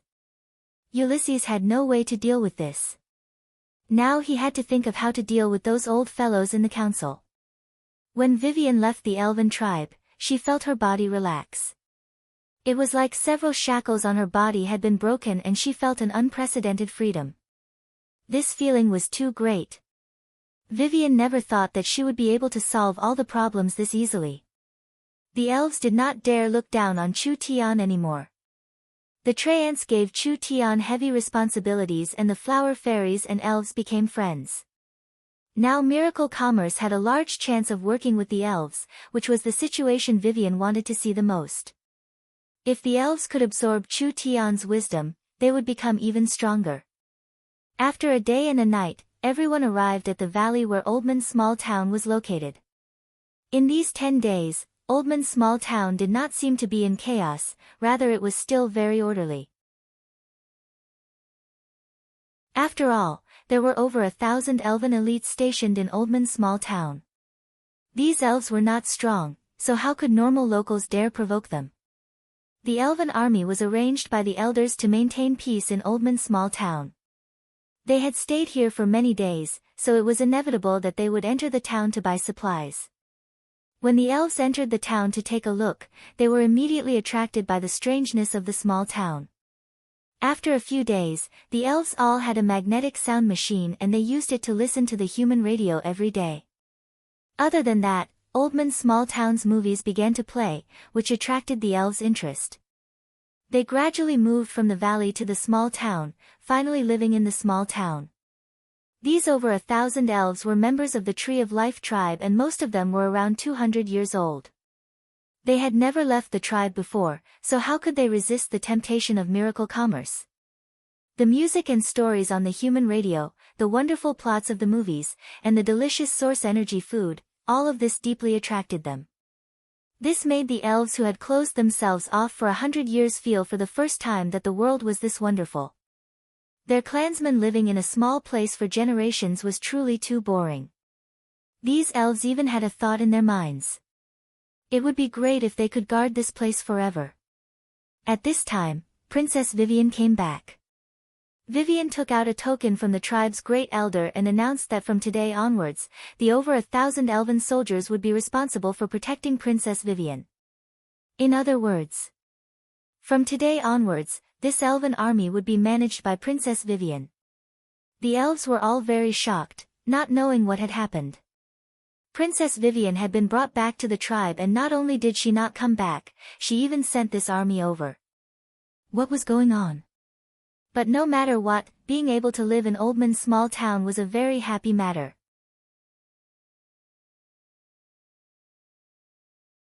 Chapter 389. The high-level members of Miracle Commerce were all present and the one leading them was an otherworldly white-clothed woman. She had a full figure and was dignified and beautiful, just like an otherworldly goddess. If it wasn't Miracle Commerce's vice-chairman Meng Qingguo, who else could it be? When she learned that Chu Tian and Vivian had been taken away by the elves, she immediately led the 3,000 trained barbarian berserkers to Oldman Canyon. At that time, the small town was on the verge of being shaken. This newly formed alliance was not firm and it almost fell apart. It was all thanks to the young miss rushing over to stabilize the situation. Meng Qingwu's ability to manage the situation could not be doubted. Now that he returned to the small town, Chu Tian was surprised to find that the small town did not decline. Rather it was a bit more prosperous than before. After Meng Qingguo came to Oldman's small town to appease everyone, she immediately revised the small town's system and perfected the small town's laws, making the small town even more orderly. Meng Yingying punched Chu Tian's chest. Why did you take so long to come back?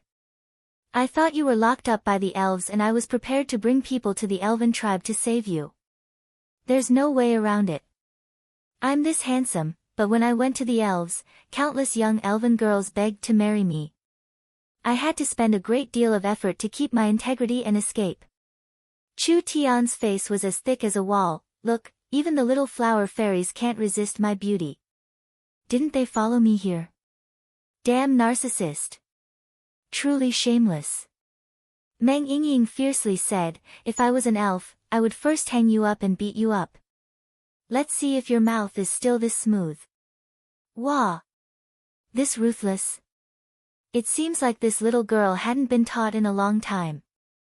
Meng Qingwu's expression did not change, but it could be seen that she was no less worried than her little sister these past few days. What happened in these past few days? Why did the elves let you all come back? Did they not make things difficult for you? The elves did not do anything to me and instead let me take advantage of them. The two sisters were very clear on what kind of person Chu Tian was. It wasn't strange for something like this to happen to him. But after asking about the details, they were still shocked by Chu Tian's luck. Especially the matter of forming an alliance with the flower fairies and the spiritual technology he was preparing to develop, it all shocked the two sisters. Although they did not understand the flower fairies, when they saw the flower fairy sisters, these little cute creatures immediately captivated them. Welcome to the small town. Meng Yingying walked in front of the flower fairies. Why do you all look so tired? The spiritual energy here was very thin. The flower fairies were immortal beings, but that did not mean their bodies were good. In fact, the flower fairies were very sensitive to the environment, so when they went from a place with dense spiritual energy to a place with thin spiritual energy, they would immediately fall into weakness. However, Chu Tian had already thought of a solution. Chu Tian set up a spiritual energy gathering array and then transplanted the precious herbs the flower fairies brought, creating a new garden for the flower fairies. The flower fairies could recover their vitality and live normally in the small town. After settling down the flower fairies, Chu Tian held a high-level meeting. He first checked everyone's body condition and cultivation base. Chu Tian's cultivation was at the forefront, already in the 9th awakened soul layer. He could easily defeat a peak 9th awakened soul layer marquee expert, and he had a 50% chance of defeating a first true spirit layer expert. The others weren't slow either. Nangong Yun's cultivation was the fastest, reaching the 8th awakened soul layer. Next was the Meng Qinggu sisters, who had just broken through to the 7th awakened soul layer. Chen Bingyu and Dongfang Haoren were still at the peak 9th awakened soul layer, but they were waiting for an opportunity to charge into the true spirit realm. Chu Tian was a bit pleased. Everyone's cultivation speed wasn't bad. But in a place like the Forest of Chaos, this bit of strength was still lacking and couldn't be used. After all, the Forest of Chaos couldn't compare to Southern Xia. There were many true spirit realm experts here, and there were many true spirit realm experts that were unknown in the forest, appearing out of nowhere. Miracle Commerce couldn't do without several true spirit realm experts. They couldn't count on Vivian alone, right? Vivian was suitable for beheading the leader, but she couldn't do a large-scale battle. After all, spatial attacks consumed too much spirit energy. So, Chu Tian set a goal. He would first use the rich resources of Miracle Commerce to increase everyone's strength. Miracle Commerce's overall strength would increase their foundation in the forest. This was not a hard matter. How rich was Miracle Commerce? When they were in Southern Xia, they had already prepared enough resources to cultivate several true spirit realm cultivators. Now that they had managed the small town in the Forest of Chaos for over a month, they had collected thousands of level 2 sacred herbs. Even the Southern Summer Kingdom's treasury couldn't compare to this. Even more. Chu Tian had obtained quite a bit of fairy wine, which was all prepared for everyone to attack the true spirit realm bottleneck. With the flower fairies assisting them, it would be half the effort, so why would they need to worry about breaking through? Chu Tian did what he said, immediately increasing everyone's strength. In just a few days, the young Miss, Yingying, Yun Yao, and Feng Kaidai had all broken through 2 levels, reaching the 8th awakened soul layer. Nangong Yun had reached the peak 8th awakened soul layer and was attacking the 9th awakened soul layer. Chen Bingyu and Dongfang Haoren were important targets. Chu Tian had not only refined several top-grade sacred pills for them, he had also prepared a cup of fairy wine and a flower fairy to assist them in their cultivation, helping them break through their bottlenecks. Now that the two of them were in closed-door cultivation, Chu Tian had an 80% chance of success. Everyone's strength was quickly increasing. With this speed, in just a month or two, these high-level members would all be true spirit realm experts. At that time, Miracle Commerce would be able to enter the true 100-race battlefield in the Forest of Chaos. When Chu Tian finished his work and was prepared to relax, Meng Qinggu suddenly found him. "I have something to give you, perhaps it will be of some help to you." The young miss wanted to give something to me. This was truly a rare matter. The young miss took out a sheathed long blade and presented it to Chu Tian with both hands. Chu Tian was stunned for a bit. He could feel the powerful energy contained in this weapon. This blade is the weapon of the Warhound's Kingdom's true spirit cultivator. This nether flame blade is the Warhound's Kingdom's Malam's weapon. From the information gathered from all sides, it is a genuine soul-contracting weapon and it is the Hell Song tribe's inherited treasure blade. Originally, I wanted to find a suitable person to use such a prized artifact. However, I haven't been able to find one. A while ago, I sent this saber to the laboratory for research. I discovered that this saber seems to contain a very extraordinary flame energy. I think it might be helpful to your cultivation technique. Is that so? Let me see. Chu Tian took the nether flame blade and pulled out the netherworld sword. The two weapons lightly touched, and although he did not use any spirit energy, the place where the blade and sword touched immediately exploded with a roar.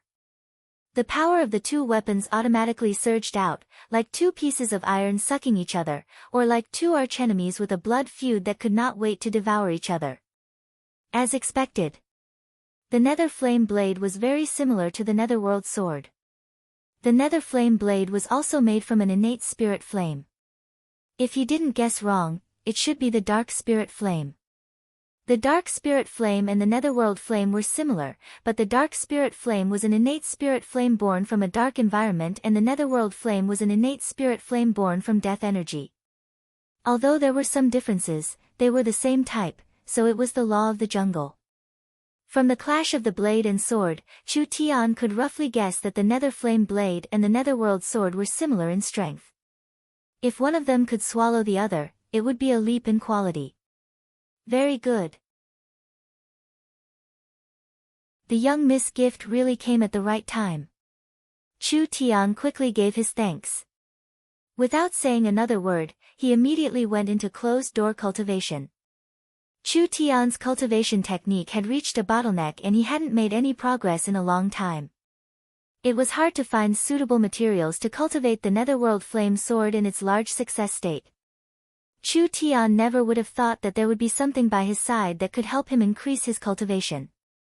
Chu Tian found a quiet cave in the valley to go into closed-door cultivation. With a blade and sword in hand, he immediately began to cultivate.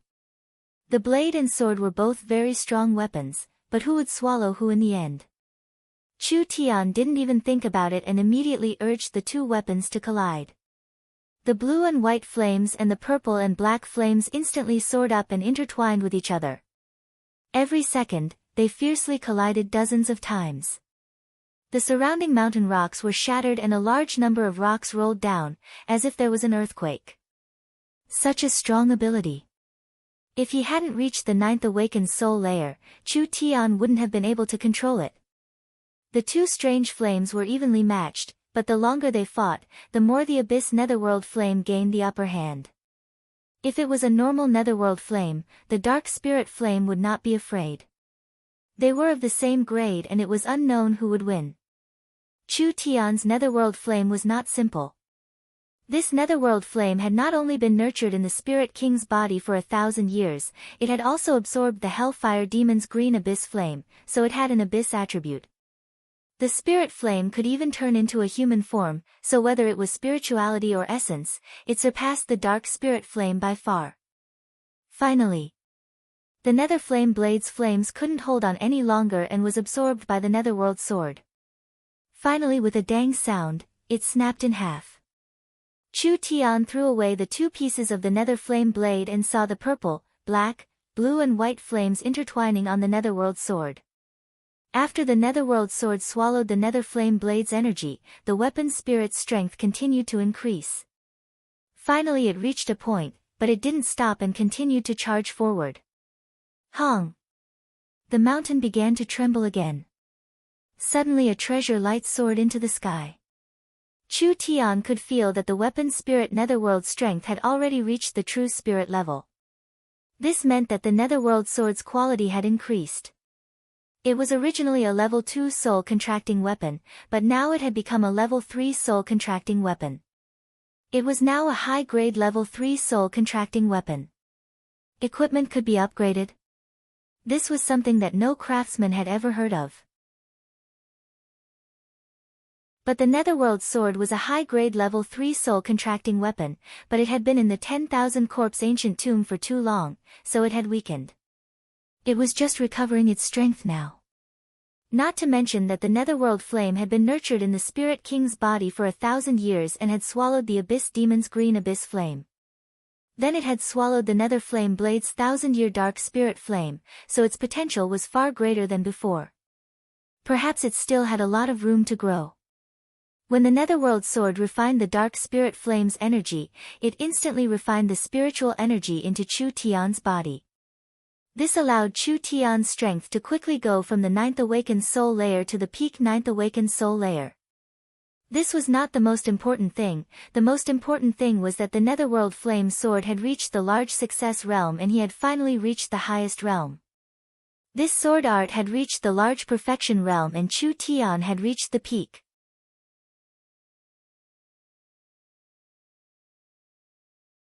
Chapter 390. A sharp sword wind was released. Like cutting through tofu, it instantly created a giant sword mark in the canyon. The trees, grass, and rocks that were struck by the sword chi were immediately crushed into powder. A raging flame erupted from the sword chi, instantly enveloping a large area. Under the cover of the flame, there was no heat at all. The rocks and plants continued to wither and shatter, finally turning into dust that filled the sky. Chu Tian revealed a look of pleasant surprise when he saw this. It had to be known that his netherworld sword had not moved at all when it was inserted into the ground. This was purely released by relying on his sword source spirit, releasing a strong sword chi with his bare hands, but it actually had this kind of strength. Was this the effect of cultivating the sword art to the perfection realm? Not mentioning the sword chi being doubled in strength, he who did not have a fire-attributed source spirit could actually fuse with the abyssal netherworld flame. In a sense, the abyssal netherworld flame had seeped into Chu Tian's sword source spirit, connecting with his source spirit. Like this, he was not as dependent on his weapon as before. Even if he was bare-handed, he could still use the netherworld flame sword, only the netherworld sword had a stronger effect. Not bad. This ancient sword art had been continuously modified and it seemed like it was becoming more and more complete. With his cultivation in the peak 9th Awakened Soul Layer, he really didn't know how strong he had become. He really couldn't wait to find an opponent to compete with. Chu Tian shook his head as he sheathed his sword and jumped into the canyon. Oldman Small Town's young miss was attending the Dwarven Elders meeting. There were the Dwarven Elders, Miracle Commerce's people, and several elves in this meeting. Chu Tian had come back at the right time because the small town had just made an important decision. We've gone through an audit and the elves have met the requirements. The Dwarven Elders chief stood up and announced, "We will now allow the elves to enter the small town." Yay! The elves led by Vivian all cheered. The vice mayor Meng Qinggu said, "The elves will officially enter Oldman Small Town. According to the battle strength of the 1,000 elves, the elves will own 15% of Oldman Small Town's property and dividends. The elven army will be unified and will not mix with other armies. Vivian will lead them to maintain the small town's internal order." The elves were very satisfied with this decision. Now that Oldman Small Town had a complete system, any power in the forest could apply to join Oldman Small Town, but they couldn't join just by applying. They needed to be examined by the Dwarf Elder Council before the members of the small town voted on whether they could join or not. Because Miracle Commerce owned more than 50% of the town, as long as the Dwarven Elder Group agreed to join, Miracle Commerce had one vote of approval or one vote of veto. This double scrutiny could eliminate the possibility that the applicant had bad intentions and avoid affecting the balance of the town. The mayor had absolute authority over the garrison troops, and the factions that these garrison troops belonged to enjoyed the profits and dividends brought by the town. Now the small town had 6,000 berserkers from Miracle Commerce, which was the ruler of Oldman Small Town. With this army suppressing them, the other powers did not dare act recklessly. When the elven army joined in, 20% of the ownership was instantly divided, and Miracle Commerce fell back to 50% to 60%. This could only mean that the elven army's battle strength was very strong, perhaps even above the berserkers from Miracle Commerce. The elves all had their own mounts. The elves themselves were very outstanding and the unicorns were also demon beasts. The strength of these 1,000 elven army was equivalent to 2,000 berserkers. These elven army was led by Vivian and was also controlled by Miracle Commerce. This greatly consolidated Miracle Commerce's strength in Oldman's small town, and the other partners' control over the small town became lower and lower. They did not have any complaints about this. This was because they entered Oldman's small town mainly to trade with Oldman's small town. They did not really want to control the small town. Secondly, the elves were a large race in the Forest of Chaos, so how could the surrounding tribes dare provoke them? With the elves joining in, the small town would be safer. Ruling or attacking the small town did not have any meaning. Being friendly and having mutual benefits in the long term was the way of the king. But although it was like this, in order to fight for more benefits and avoid being gradually marginalized, the large tribes all expressed that they would invest more troops. After all, Oldman's small town was responsible for supporting the allied army. If they sent out some of their troops, it would save them quite a bit of effort. The elves also played a crucial role in increasing the popularity of the small town. This was because among the many locals in the forest, the elves had the best reputation. The weak tribes and some hesitant locals all believed that Oldman's small town was safe, so they all chose to settle down or do business in the small town. How could their popularity not increase with each passing day? Meng Qinggu did some statistics. According to Oldman's small town's current development, the population would double or triple in 3 months. It would take around a year for a small city to be formed, and it would become a special trade center for the army in the forest. Oldman's small town had this much potential, so Miracle Commerce naturally increased their investment. Miracle Commerce, Miracle Medicine Shop, Miracle Talisman Shop, movie theaters, and hotels were all being built in the small town. Miracle Commerce's goods were cheap and had a sufficient supply. Now they had established a good reputation among the locals. Once this good reputation was established, it would spread very quickly. People would come to Oldman's small town to sell their good materials, and they would come to Oldman's small town to buy whatever they needed. Miracle Commerce became the best choice. Chu Tian, Meng Yingying, and Vivian, these were the first people to come to Oldman's small town, and they were also the founders of Oldman's small town. When they saw the small town becoming more prosperous day by day, their hearts were filled with a sense of accomplishment. A prosperous scene that could only be seen in a large forest city actually appeared on the outskirts of the Forest of Chaos in a small underground town. Moreover, it was developed in a short period of time. This could be considered a miracle in the Forest of Chaos, and it was something worth being proud of. Chu Tian. Meng Yingying quickly ran over. Our back garden is already done, quickly come and take a look. Yingying grabbed Chu Tian and brought him to a hidden valley. This little valley was the small town's back garden. Chu Tian personally chose a completely sealed environment. There were no roads to enter, but there was a secret passage that led directly to the small town. This place was not big, and it was filled with tall trees. It was impossible to see the valley from the sky. Chu Tian placed a spirit gathering array to gather spiritual energy in the valley.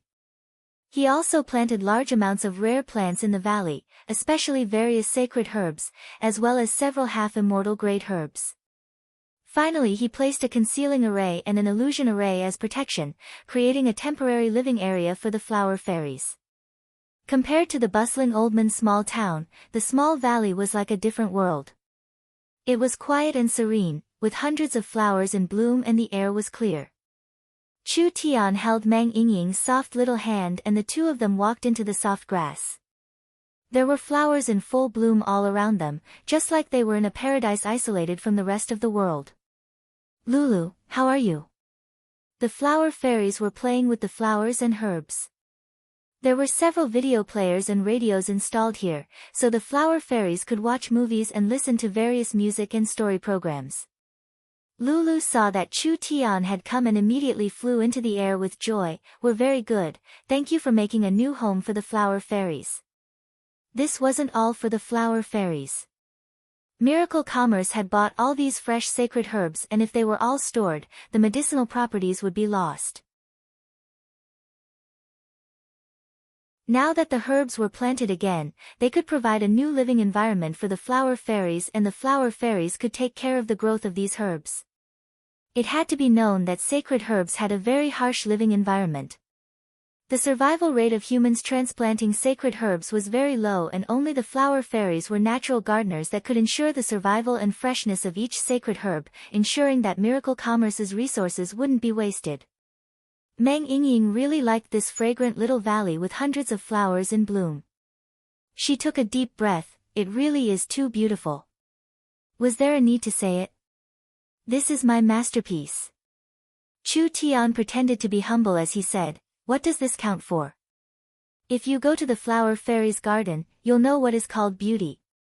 Meng Yingying was filled with yearning. Is that so? Of course, the flower fairy's garden is the most beautiful place in the world. I welcome Yingying to visit the garden when she has time. Lulu warmly invited Yingying and at the same time said with an emotional sigh, "We have never left the flower fairy's garden before, and we finally know how important the garden is to the flower fairies on this trip. If there was no forest and no garden, the flower fairies would not be able to survive." That's right. If we leave the forest, our bodies will dry up. We have to properly protect the forest. Why hasn't Chu Tian's spiritual space project started yet? These flower fairies had experienced a long journey and they suddenly felt a lot of emotions. They already realized how important the environment was to the flower fairies, so before Chu Tian could say anything, they took the initiative to talk about the spiritual space project. This was exactly what they wanted. Don't be anxious. As for the construction of the spiritual technology, we have to slowly start from zero. I will first teach the related technology to Yingying and the young miss. Chu Tian did not have time to teach the flower fairies one-on-one. After all, the flower fairies had a weak foundation and didn't know anything about source energy arrays, so he could only choose the two sisters with strong learning abilities. When the time comes, Yingying will be in charge of leading the flower fairies in the spiritual laboratory. Meng Yingying stuck out her tongue. She was almost becoming an all-round assistant. Because of Meng Yingying's mirror source spirit, she could switch attributes at any time. She could help Vivian establish the spatial laboratory, and she could also participate in the flower fairy's spiritual laboratory. Meng Qingwu's learning ability was stronger, but her source spirit did not have any attributes. Not only did it not have battle strength, it did not have any auxiliary abilities. It could only provide theoretical support and could not participate like her little sister. Meng Yingying thought in her heart. Am I considered half a student of Chu Tian now? After all, with regards to Chu Tian's knowledge, Meng Yingying was the one who had the most comprehensive knowledge. This was not only because of Meng Yingying's special innate talent, but also because Meng Yingying was Chu Tian's most trusted person. Meng Yingying thought of this and her mood instantly became very happy. If she could help Chu Tian complete his work, she would be able to realize her own value. As for the establishment of the spiritual laboratory, they decided on it first. Meng Yingying was prepared to play around with Chu Tian in the valley, when she suddenly heard the communication device in Chu Tian's chest ring. What is this? You actually dare disturb father's date? Chu Tian was a bit depressed as he picked up the communication device and picked it up. Nangong Yun's hurried voice came from inside, "Boss, this is bad, someone has come to cause trouble. 2 patrol teams have been attacked and have suffered heavy casualties, quickly come and take a look." Chu Tian's expression changed hearing this. This time it was not according to the script, so he was afraid that he had encountered trouble. This was not strange. Oldman's small town had developed this quickly, it was impossible for everything to be smooth sailing. After all, this was the forest of chaos, but he never thought that trouble would come this quickly. Let's go. Meng Yingying was very regretful. She had managed to pull Chu Tian out to play with great difficulty, but in the end she had been called back before they even started.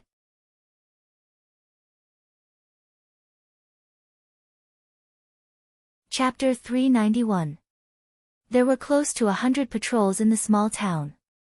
There were 30 barbarian berserkers, 30 orc archers, 20 bear people, 5-6 wolf people scouts, and several ogres. The barbarian berserkers were the main force and normal patrols did not carry source energy weapons because their main task was to disperse the forest bandits. With the barbarian berserkers' killing power, it was enough to deal with most of the bandits. The ogres and bear people were the main force, with the orc archers and wolf people supporting them. This kind of team arrangement was very scientific. They could advance and retreat, they could attack and defend, and they could chase and counter-chase, so how could they be completely wiped out? Each small team had several communication devices on them and they would report the situation to headquarters every half an hour. If something happened, they could immediately inform headquarters. Now 2 patrols had been attacked. They didn't even send out a distress signal. When headquarters found that the 2 small teams didn't report on time, they sent out wolf people to find them. In the end, they found that they had all been killed and there wasn't a single person alive. Chu Tian brought Ying Ying to the scene of the incident. There were corpses all over the ground and blood dyed the forest red. The scene was very tragic and each berserker had at least 10 arrows stuck in them. There were even some that had been turned into porcupines. No matter how strong their vitality was, it was impossible for them to survive this kind of fierce attack. This was too tragic. How could this kind of thing happen in front of their eyes? Meng Yingying's face was a bit white. Which bastard did this? Why would they kill our people without any grievances? We are currently investigating, but there are no traces of value. Nangong Yun led a group of soldiers to search the forest. Our patrols were suddenly ambushed and there wasn't a single corpse left. This is truly a strange matter. That's right. This was too strange. The patrols all have elite wolf people and their noses can smell the scent of people 10 miles away, so it is impossible for them to be ambushed. Meng Yingying was confused. Even if they were ambushed, our Oldman small town's patrols shouldn't be this weak. Did the other side have a true spirit expert? Not necessarily. Nangong Yun said, look at the direction of the arrows. These arrows were shot from the air. Although the werewolf's nose is very sensitive, if the enemy is an aerial cavalry, the werewolves will not be able to track them if they attack from the air. Air cavalry? This was precisely the weakness of miracle commerce. Meng Yingying did not seem to understand. Why didn't we receive the distress signal? Because there was no time to send it out. Nangong Yun pulled out an arrow and pointed at the black arrowhead. The arrow is coated with poison. Even if the bear men, werewolves, and orcs are very brave, they will immediately lose their ability to defend after being hit by this arrow. The berserkers and the strong ogres were able to resist the paralyzing poison, but there were too many of them. After a wave of attacks, not many of them could stand up, so they didn't have time to use their communication devices. Meng Yingying frowned slightly. How sinister, using poison. Normal patrols did not have storm rifles or source energy cannons. In a situation where they lacked firepower, they were suddenly ambushed by enemies in the air, so they were completely annihilated. They didn't have time to resist at all. But why did they attack Oldman's small town's team for no reason? Was this a coincidence or was it deliberate? Sir Mayor, this is bad. At this time, an orc ran over in a panic. That ugly face was covered in sweat. We have another team being ambushed. They have already used their communication devices to send a distress signal to the small town. The situation is not good. Everyone's expressions changed. Chu Tian quickly asked, the location. The orc quickly said, it's around 20 miles east of the canyon. The ones being ambushed this time are a guard team. The patrol team was not the same as the guard team. After Oldman's small town gradually developed, they began to expand their business. For example, the local merchants in the forest bought large amounts of materials from the small town. They were afraid that they would be robbed when they left Oldman's small town. After all, Oldman's small town was becoming more and more popular. The forest bandits knew that there was a large amount of profit to be made, so there were quite a few people waiting for them. It was because of this that Oldman's small town set up a large number of patrols to ensure the safety of the surrounding environment. However, the patrol's range was limited to the canyons. Some of the native forest merchants were still worried because the forest bandits could lie in ambush in the nearby forest and guard the entrances of the canyons. That way, they could still catch them. If there was demand, there would be business opportunities. Oldman's small town had a large number of troops, so most of them had nothing to do. When Meng Qingguo came to Oldman's small town, in order to maximize their resources, she immediately opened up the mercenary business here. She established a miracle commerce mercenary business department in the small town, mainly taking care of the escort team. If the merchants were not assured, they could hire an army, letting the elites of the allied army escort them out of this area. The fee was based on the number of troops hired, so it was still very affordable. So many local merchants would rather spend a bit more money than take the risk. This way they could increase their income and solve the merchants' worries, which was beneficial to Oldman's small town's long-term development. The one being ambushed this time was a guard team. When Chu Tian hurried over with his people, it was already too late. The battle on this side had just ended and they were almost completely wiped out. There were several heavily injured barbarians and ogres, but because they had strong vitality, they didn't die, so they were saved. So many arrows, so many arrows. The barbarian opened his eyes to look at everyone. His consciousness was already very fuzzy, so he could only say with difficulty, "There are bats, so many bats." Bats? Chu Tian couldn't ask anything, so he waved his hand, "Quickly send them back for treatment." "Boss, there's something." Nangong Yun shouted from the forest. She found some giant bats that had been shot by the source energy gun and there was more than one of them. They were all dead in the bushes. The guards were different from the patrols. The guards were equipped with light source energy weapons, so even if they faced the airborne cavalry, they still had the ability to resist. These giant bats that died in the forest must be the main culprit behind this attack. Meng Yingying carefully looked at the bats. These bats were very large and each one was fat and strong, with beast-like claws, but they were not intelligent creatures. There was a strong green-skinned monster not far from them. This creature looked a bit like an orc, also having green skin, but there were many natural stripes on it. It had large amounts of poison arrows on its back and its weapon was a long bow. Chu Tian knit his brows as he muttered, "Forest trolls." Forest trolls were a common forest race. Trolls had high talent in alchemy, so they were called forest alchemists. However, the forest trolls were greedy by nature, naturally liking to steal from others. If it wasn't for the guards being equipped with source energy weapons, they wouldn't have had any casualties. Chu Tian knit his brows as he said, "Now it can be explained.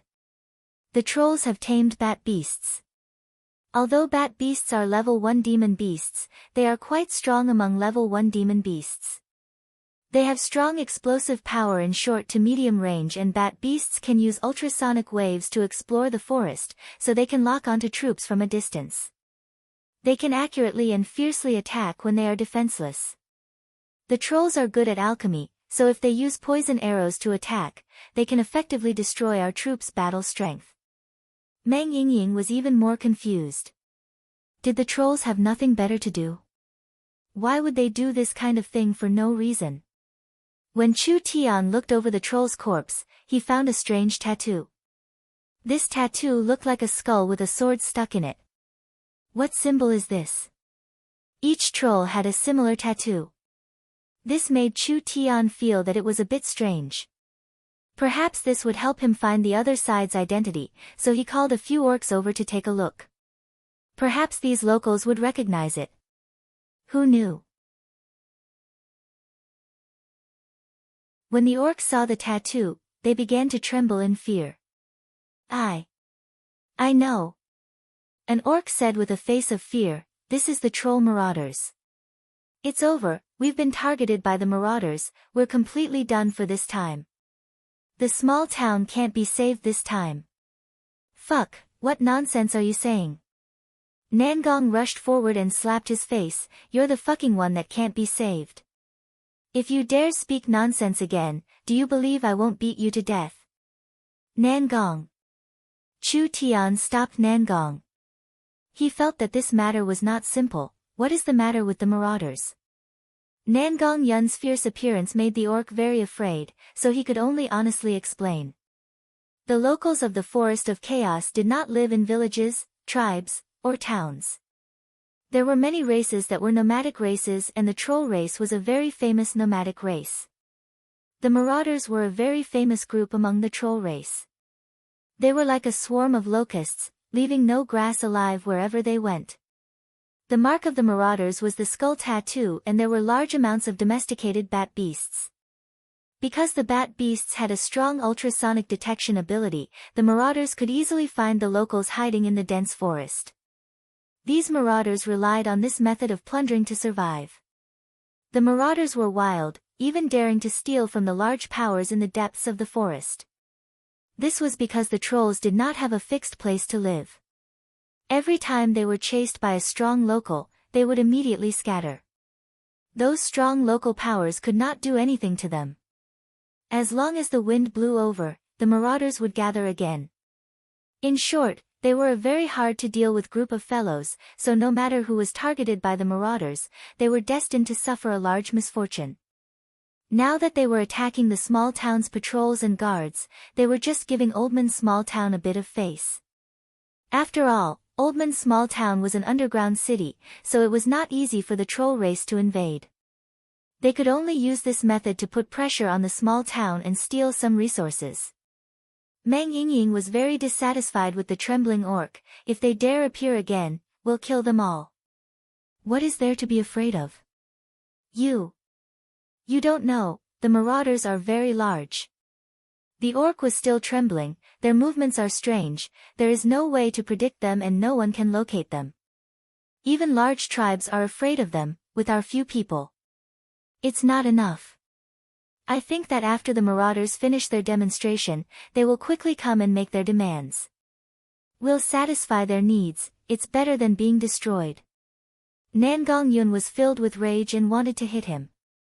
Chu Tian pulled her back. Nangong, don't be impulsive. This is a special time, we have to pacify the situation.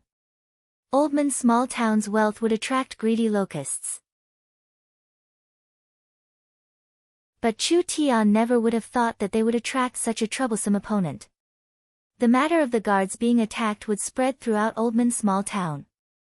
Perhaps many locals living and doing business in Oldman's small town would be afraid and even have thoughts of escaping. What was even worse was that the large tribes did not dare offend the marauders and might leave Oldman's small town under the threat of the marauders. They might even compromise with the marauders. Then, this newly established small town would definitely become a huge mountain of vitality because of this. Chu Tian could not let this happen. This small town was just the first step of miracle commerce's development in the Forest of Chaos. If they couldn't even do the first step well, how could they carry out the rest of their plans?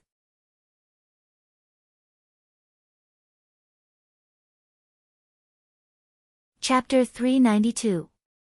The marauders continued to attack, causing the small town's casualties to rise to over 1,000 people. Just the Allied army alone had lost over 500 people. Paper could not cover fire. The news quickly spread through the small town like a plague, immediately causing the small town's people to panic. These infamous forest thugs were known to everyone, and there wasn't a single power in the outskirts that could go against them. They were bold and savage by nature. Not to mention a small town that had just been established, they would even rob a caravan from a forest city without hesitation. There was nothing these wild thugs didn't dare to do. These locusts that people hated were simply the enemies of the forest. However, the marauders were very mobile, immediately leaving after doing something, never staying in one place for a long time. The Forest of Chaos was very big, it was impossible to chase after them. Therefore most of the time, the victims were helpless.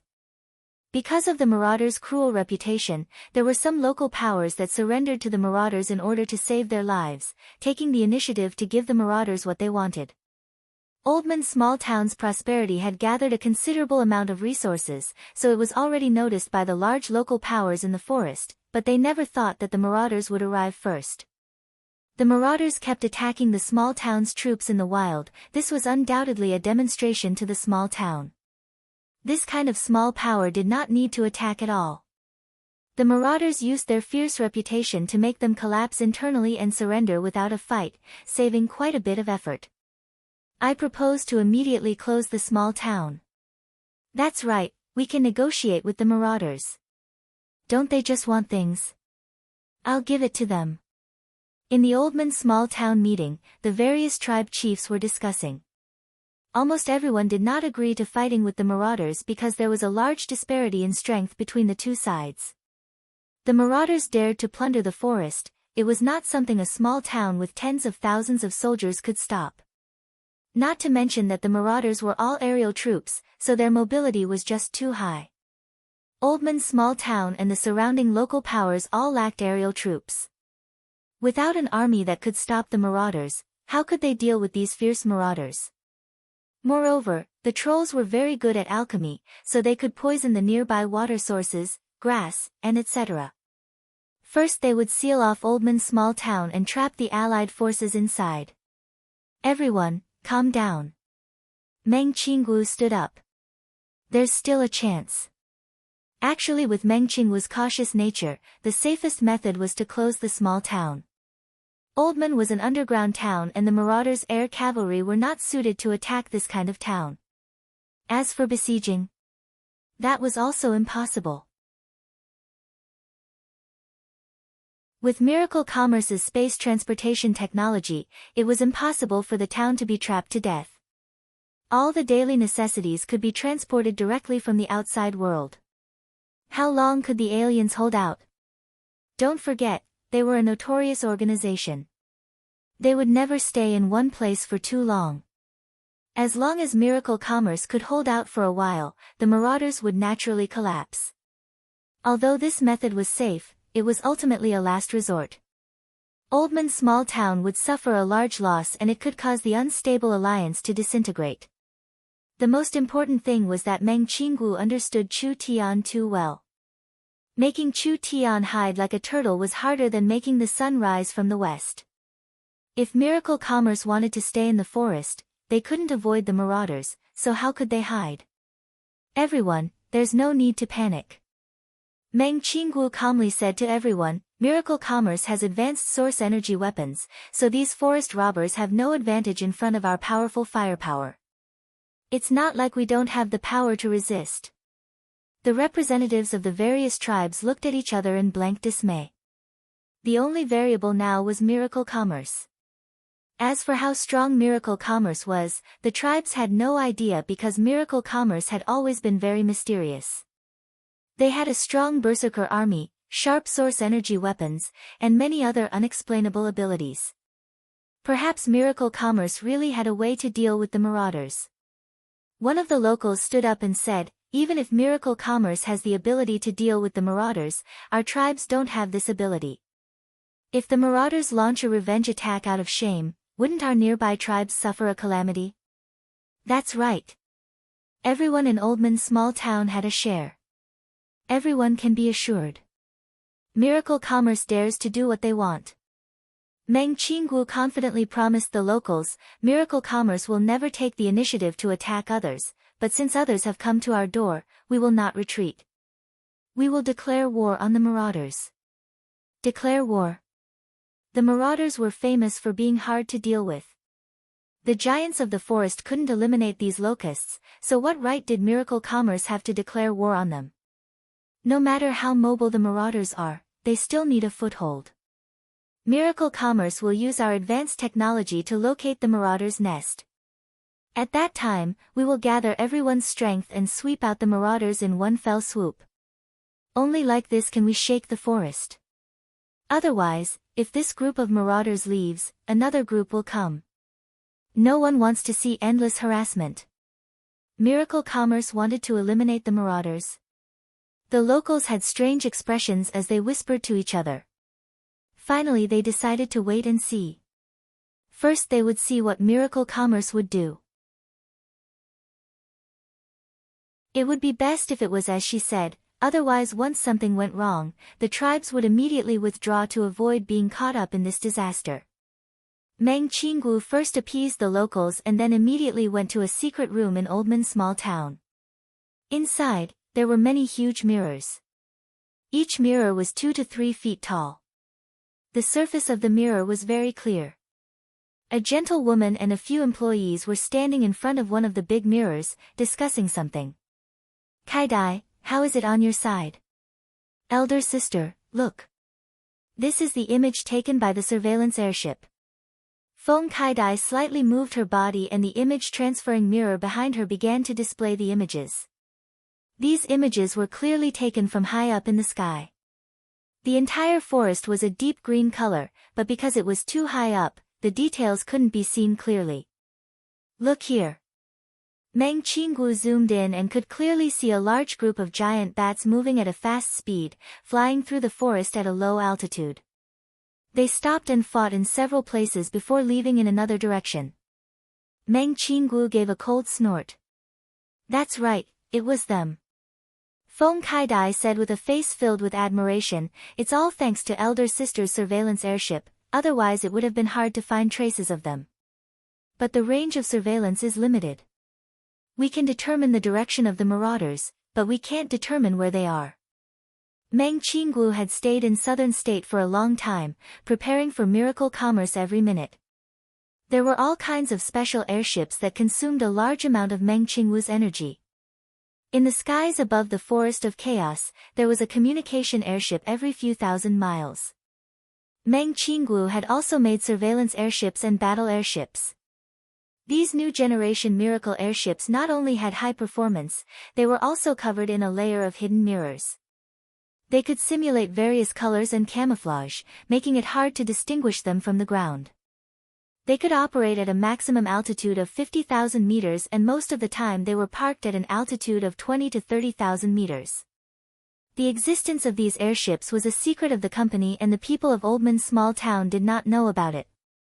There were several airships above their heads waiting for orders. The image shown on the image transfer mirror was actually taken by the surveillance airship 20,000 meters in the air. Meng Qinggu ordered, contact the second Heaven's Eye and search the area. Find where the marauders are hiding and have the Heaven's Punishment prepare to attack. Meng Qinggu named the special airships of Miracle Commerce. The one used to set up the communication network was called the Heaven's Net, the one used to monitor the ground was called the Heaven's Eye, and the one used to attack was called the Heaven's Punishment. Miracle Commerce had 6 Heaven's Net airships, 2 Heaven's Eye airships, and 1 Heaven's Punishment airship. Now the Heaven's Eye and Heaven's Punishment were in Oldman's small town and could listen to orders at any time. Feng Kaidai immediately picked up the communication device. Hey, second Heaven's Eye, this is the Forest Command Center. The Vice Chairman has ordered to search the southwest. As soon as the order was given. More than 40,000 meters in the air, the Heaven's Eye 2 airship that had been on standby suddenly began to descend and move forward. The airship's cabin automatically opened, revealing countless video cameras that looked like eyes, scanning the entire forest on a large scale. At the same time, the image transfer mirrors in the small town's control room lit up. The entire forest appeared on the image transfer mirror and all the images were transmitted in real time.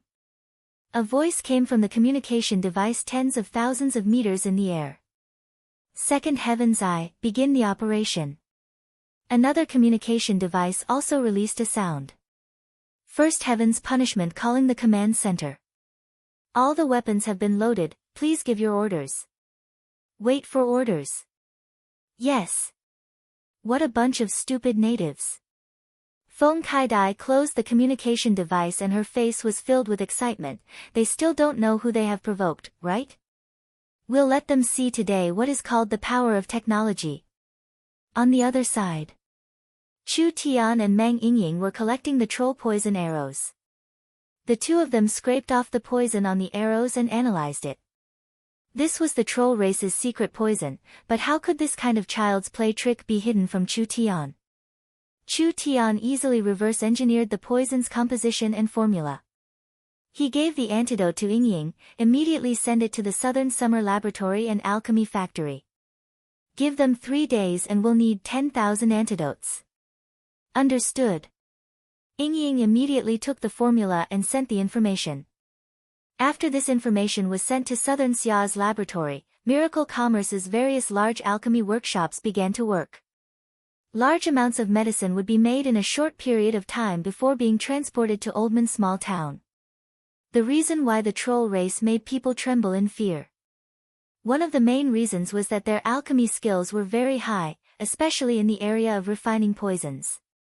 If the soldiers took the antidote before fighting, the troll poison arrows would lose their effect. Without these poison arrows, could they fight the berserkers and the ogres? Without these poison arrows, could they block the wild fire of the source energy weapons? Keep dreaming.